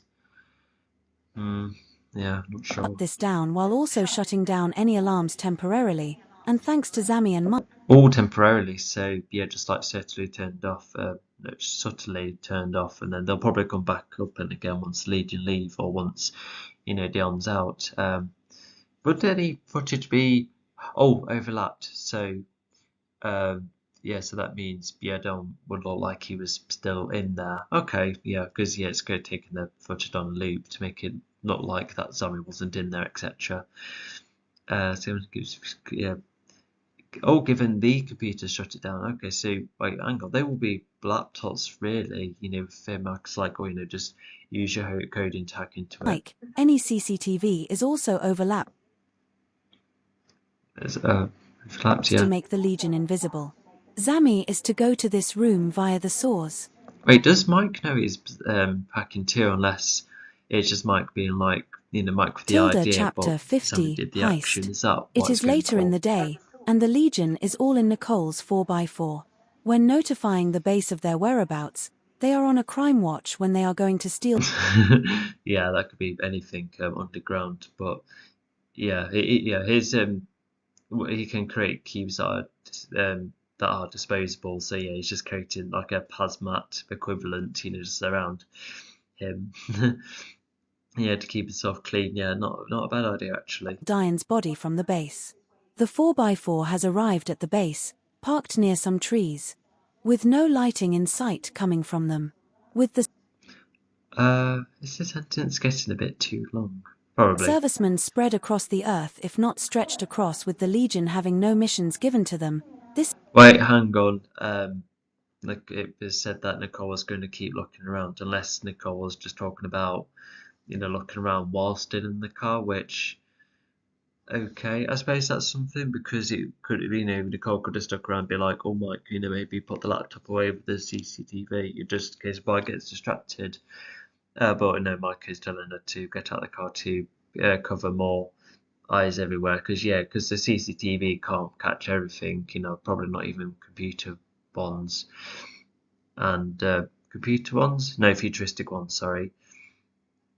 Um, and um, and what else was I about to say? Um, but yeah. So Nicole, see, this is like a moment where Nicole's like, "Well, no, I'm not getting out of the car," and then Mike then goes, "Oh, you do need to." Um, oh, how would you say it? Like I'll be fine. You can get going. Is that what it's trying to go for? 'Cause unless, yeah. Anyway, let's just see what this moment's like. means the base isn't too populated. Nicole and Mike assign the roles between them and Zami. Mike is to stay in the car with multiple camera footages projecting from his collapsed Yeah, just like I said earlier. alongside getting up the map of the base and its many floors. Zami is sent to the room where Diane is, and Diane is bonded in a machine where Diane is kept in one Yeah, and you can see how Mike has often made her feel better, nearly every single time, and now he's always been around for her. So it's like a familiarity which Nicole wants to maintain. So yeah, I can somewhat see that actually. Um, yeah, almost like a great catch-up because she could have been like, been exploring planets that you don't get to even see, which, yeah, granted, not the story, but could have been expanded upon, could have been a nice idea. But regardless, yeah, let's get going. spot, almost caged up and with magnetic forces keeping him still. Zami is given the computers to help shut this down while also shutting down any alarms temporarily, and thanks to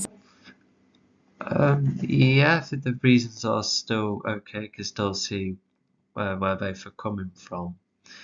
Um, so, yeah, okay. Zami and Mike, any CCTV is also overlapped to make the Legion invisible. Zami is to go to this Yeah, I think she's still angry about what's happening with the Legion. Also with Mike by being like, just do keep an eye. I think I'll be fine. I don't think the I'll be fine part is addressed, but yeah, because yeah, I can just see how it could be potentially frustrating. room via the source, which Zami isn't impressed with, but at least Yeah, keeping tabs on one another, yeah, that's handy. his shape-shifting suit can prevent him from being touched by anything dodgy underground. While Zami makes his way through the sores with one of the large drains Yeah, that's good. Yeah, everything's working all right. opened, Zami jumps up and starts walking through, using his analytical glasses to figure out Oh, she's gonna press start. where Okay. the room is. Nicole at first was going to stay in the car with Mike. Yeah, the base is well guarded anyway, so at least the no public people will be after them. Although I'm not the biggest expert on stars, and even if they are like material, something to gather materials from in this universe.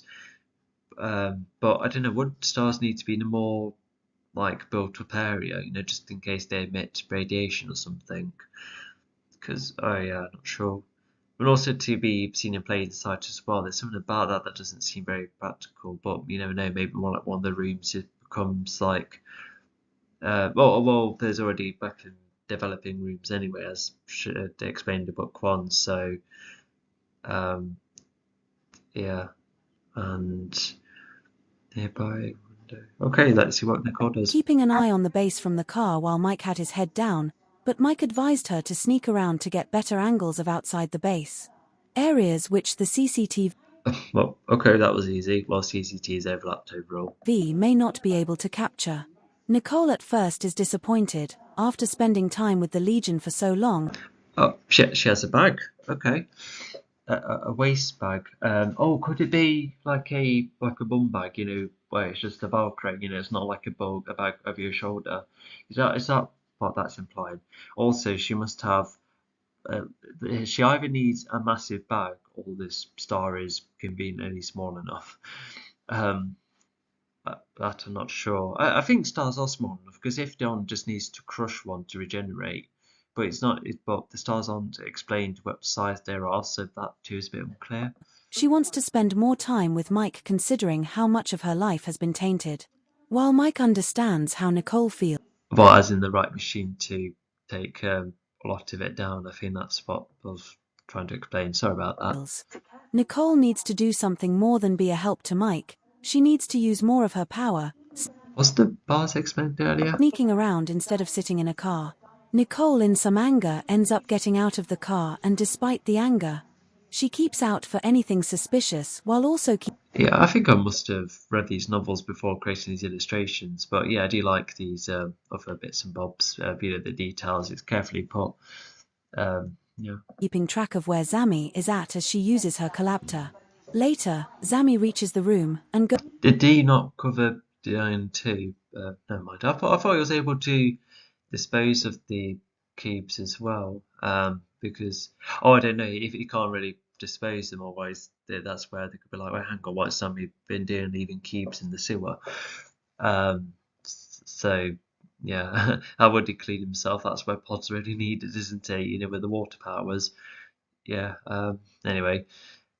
Anyway, it's one bit of humour, that's okay. Yeah, because there's like a couple of amusing moments, but no like intentional comedy until now. So yeah, I probably should have put more in to make it more through entertaining. the flooring, notifying both Nicole and Mike while also seeing that the CCTV Oh, okay.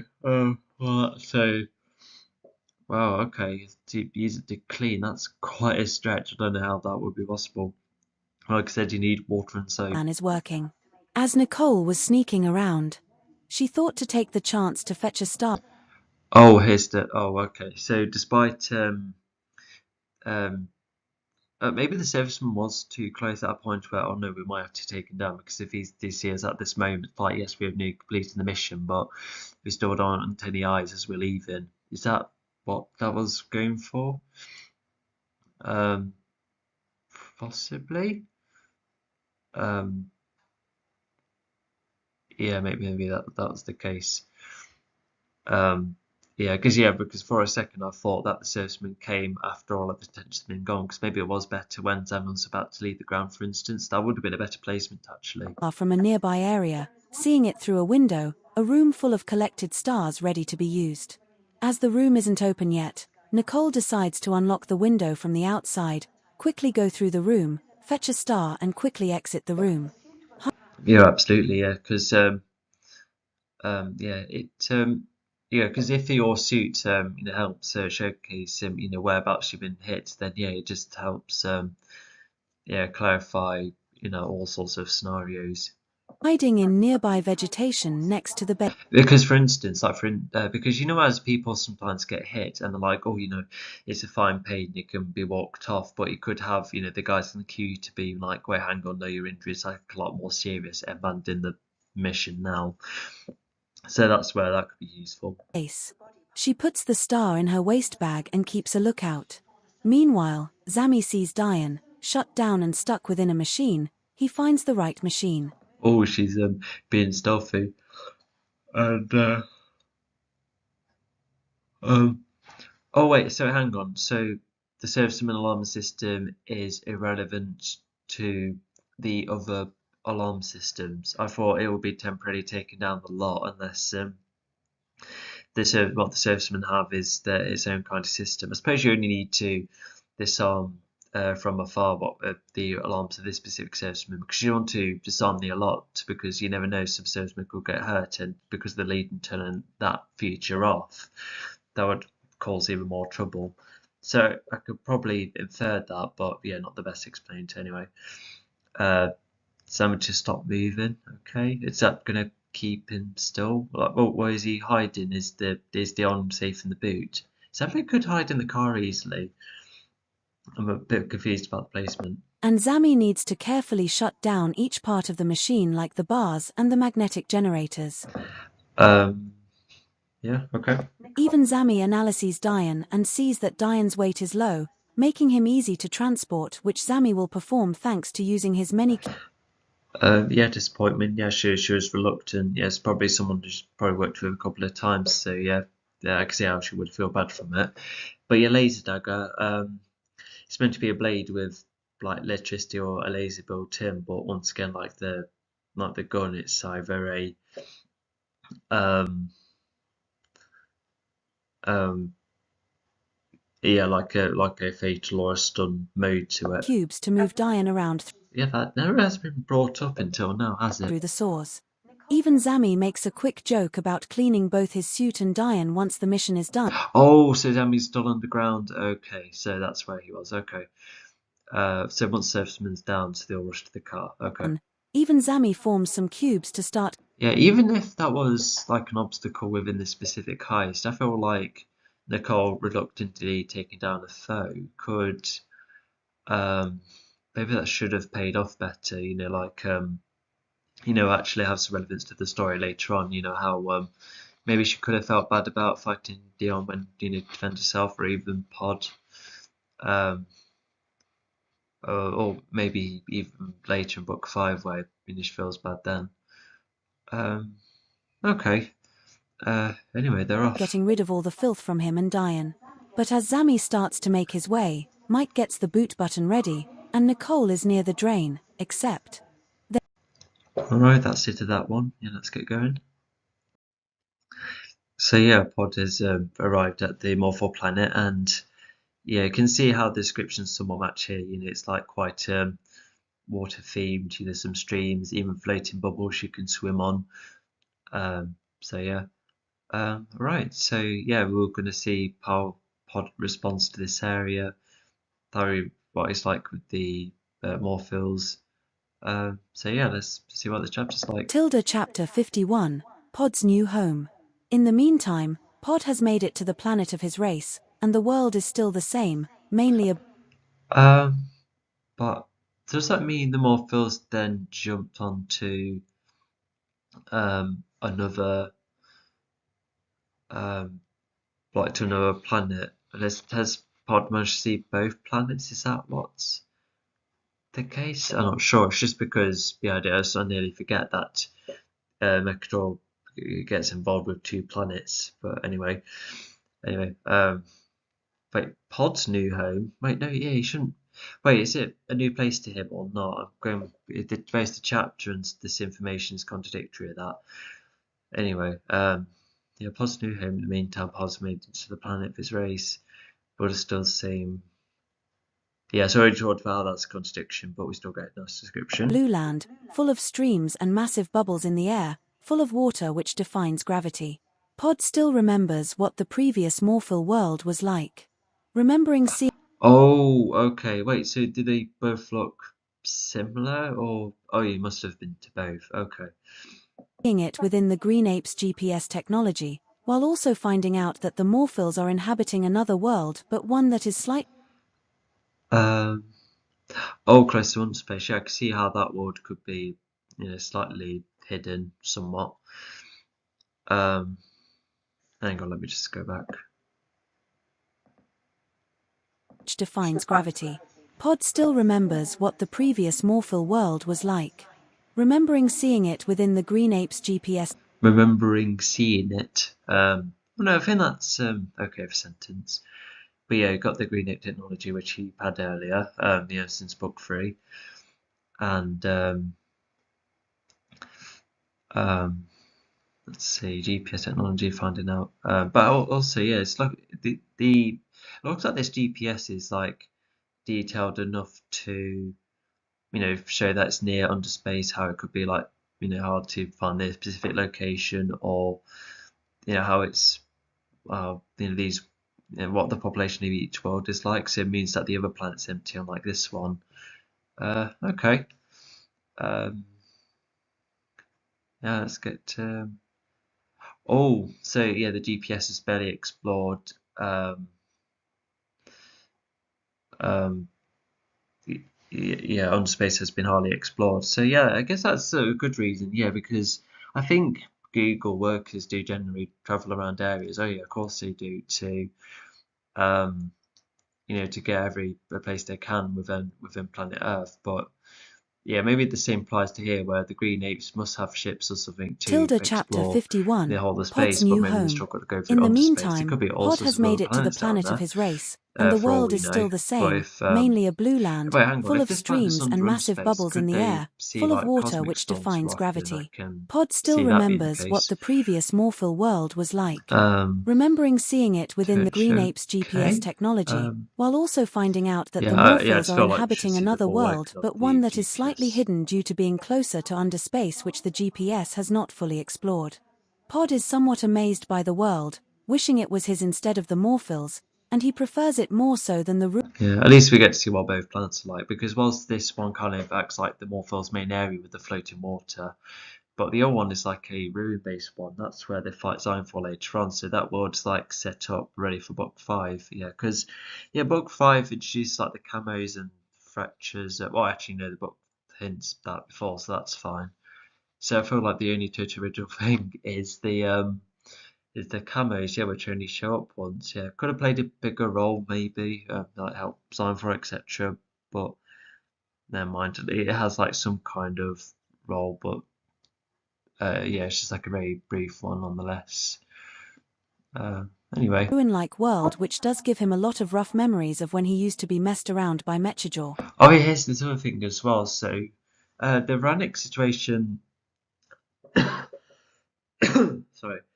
The Varanix situation, that was different because all of them were going to go after Pod. Pod was stranded, and he looks like he wanted to be kept alive. And you never know. Did he think Vibra, with enough practice, could have? I know, maybe teleport from one water to the next. That could have been something, with a lot of hard work, or even I don't know, travel the water across space, or hoping that the Legion will come and find him. Yeah, it could be any of these reasons. Not specified there. That was headcanon, unfortunately. So I think that's one reason why the Pod wants to get rid of all the Veronics, wants to roll after them, fighting them all off, and then he was going to own the world, own that world for himself. But yeah, that seems to be the weird thing. He wants to own an entire world. But was he gonna like sit on his own? Was he even gonna continue being a guardian? I suppose he has the ship, but even then, so yeah, he's not. Yeah, he doesn't want to own an entire land for himself. That's not what he's about really. So yeah, this is another weird like character moment which I'm kind of struggling to find the A to B of. Um, but yeah, well, at least it's stating that he wishes that the Morphals weren't there, but he just doesn't want them around in general. So yeah. As Pod slowly walks through the area, he is quickly encountered by some. Yeah, a lot of ruins. Yeah, so yeah, it's nice to get some heads up for what the setting was somewhat like. Yeah, before going to that other planet, and yeah, also yeah, he's now talking about how he's familiar with this world. I thought he was familiar with the world, unless he was just it just didn't liked it. I don't know. I just felt like a small contradiction earlier.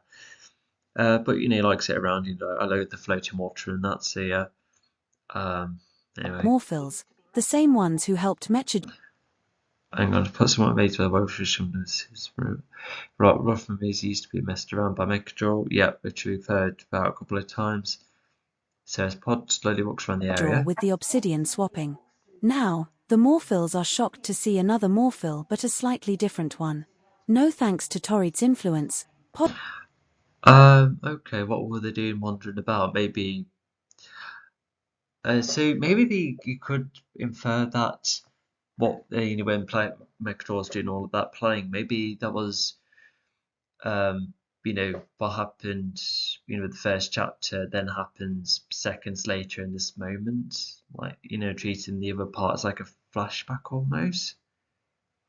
Yeah, I don't know, but yeah. So if these were the same Morphos, I guess it's good to see like the more specific ones. But um, let's see. Yeah, I think maybe they just fancied the Wander after their role was done. So maybe that's the case. But anyway, they have an intruder. They're gonna have to fight him off. But they all react to one another, don't they? thinks that he should be the only Morphil alive. He fights the Morphils. But the Morphils, once they aim to beat up Pod, will take him to Mechajaw to see if Pod is of any interest to Mechajaw. And so a fight begins, and Pod hasn't seen too many changes in the Morphils' fighting style, enabling Pod to counter the Morphils. Let me just take a couple of steps back. So it looks like Pod attacks first. And yeah, Torres must be really badly influenced him. We already gone over how I'm not too keen on this idea, with Pod wanted to be the only Morphil. It would be an idea that would definitely need like more to it, just like a darker path that's stepped up more so. But yeah, like mm, it just feels like a weird back and forth, going from trying to save Ballast to be like, oh no, Torrid is right, should get rid of the old Morphils, after all, perhaps. And also, like, probably twisting Dion's word later on about him being the only Lichabot. But even that, in twisting of his words later on, was not repeated again, like, ever. And but then Pod then goes on to saying that, yeah, not all Morphils are bad. So, um, it could have had the opposite effect where tried to save them all only to find out there's only a good few who would be willing to um, help out Pod and and reluctantly following Beccator. I guess that's like another angle to go for, but yeah, it's just Pod being this rash. I can see that just being with Zion with just Beccator, even Zion Fort too, maybe the goons as well. But not these small flaws, because he should know that some are just more influenced than others. Pod thinks that he should be the only Morphil alive. Quickly encountered by some Morphils, the same ones who helped Mechajaw with the obsidian swapping. Now, the Morphils are shocked to see another Morphil but a slightly different one. No thanks to Torrid's influence, Pod thinks that he should be the only Morphil alive. He fights the Morphils. But the Morphils, once they aim to beat up Pod, will take him to Mechajaw to see. Yeah, so it sounds like Pod attacked the Morphils first, and yeah, so the Morphils know what to do with him, so they are just going to win the fight and then take it to Mechajaw. Because if Pod did win, then I think he would have just gone one Morphil by the next, gone for Mechajaw too. Because because for a story reason, the reason Pod loses is because it's a weird reason. He blocks out the Legion at a point where he just sticks to his fighting style only, to which that's a bit bizarre, like. So firstly, the story showed that he wasn't like that detached from the Legion, he missed the instances of them. But learning how to fight is, just like a skill. It's almost different here because Pod is just using his own fighting skills, and he could be using his power more so, which I don't know. Maybe he should have won, but did he get distracted by other things as well? I suppose wait and see. Of any interest to Mechajaw. And so a fight begins, and Yeah, it's definitely good to clarify because did Mechajaw, like, what was his reaction to Pod leaving? Did he ever see Pod leaving? Did Mega Driver spread the stories? Was Pod like on the wanted poster? Could the Morphals actually be searching for Pod all this time? Hence why they have been a bit inactive. But if they have been, why hasn't Dion said any of this? what will the Morphles do? What will they do in all this time? Um, yeah, did Megadon not mention them before? Mention it before. I suppose he's moving on to other things. He doesn't seem to be. He doesn't think about the past much. I suppose that's something, but even then. So the fight begins. Let's see what he does. Pod hasn't seen too many changes in the Morphle's fighting style, enabling Pod to counter the Yeah, because if it's just been Morphil culture from start to finish, then I can see why their fighting skills haven't expanded much. But if they already had the weapons and my controls already powerful, then I could see why they might have stopped as they did. But I don't know. You could try and experiment with other fighting moves, and even yeah. Although, even as evident by the likes of Kai, even if you've been trained really well, you still yet to learn all the moves. Although God knows how many Fath stars there is in my universe. Maybe one per alien race. I don't know. Morphles well so far, but without realizing.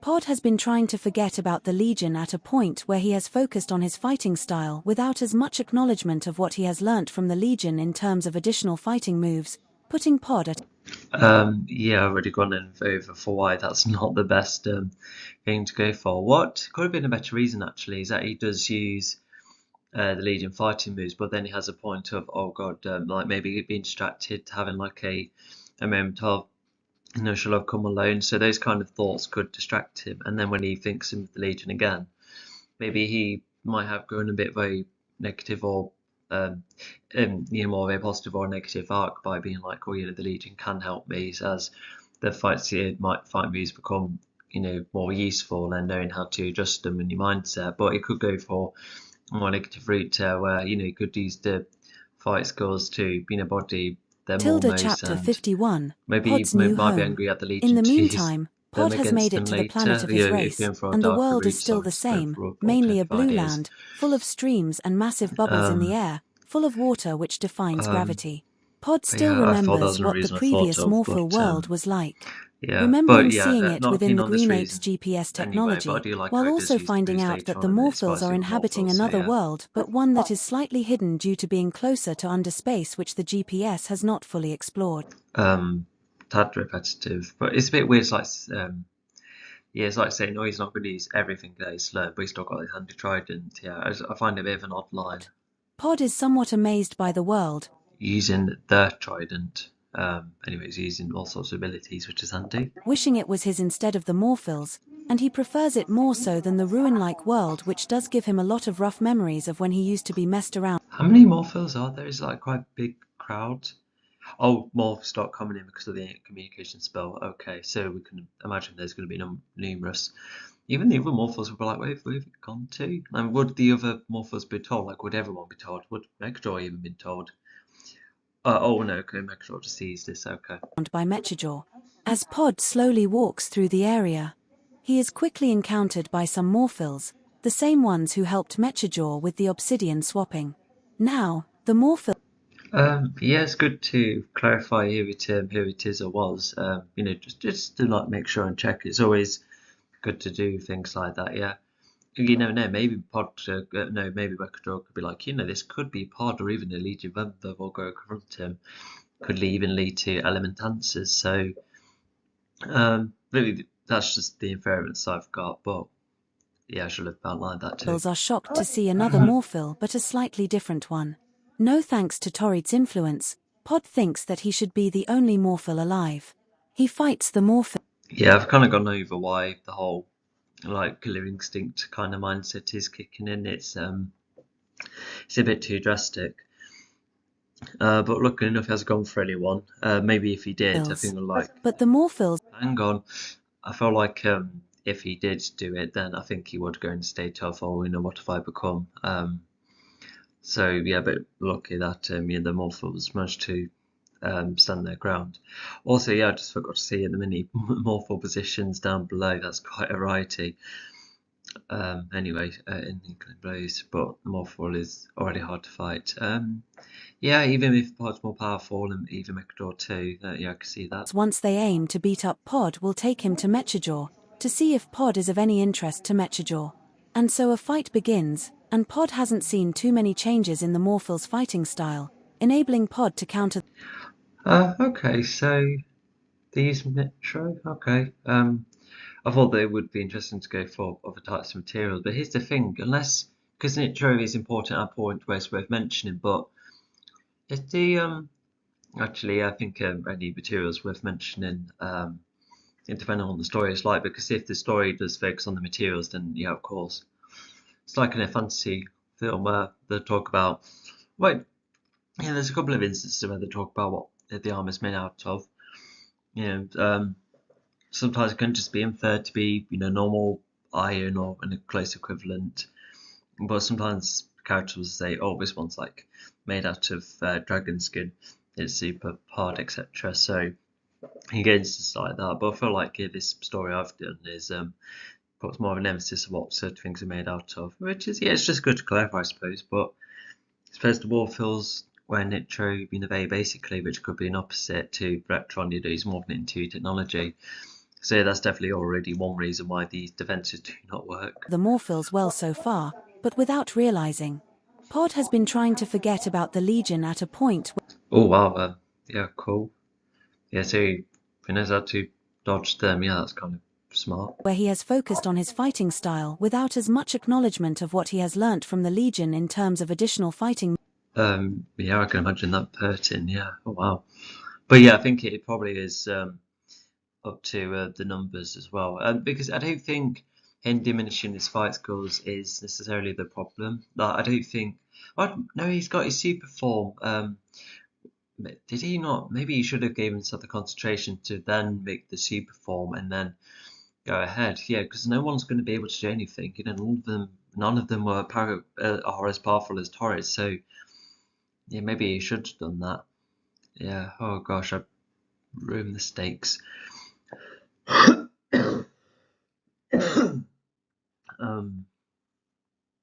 Um.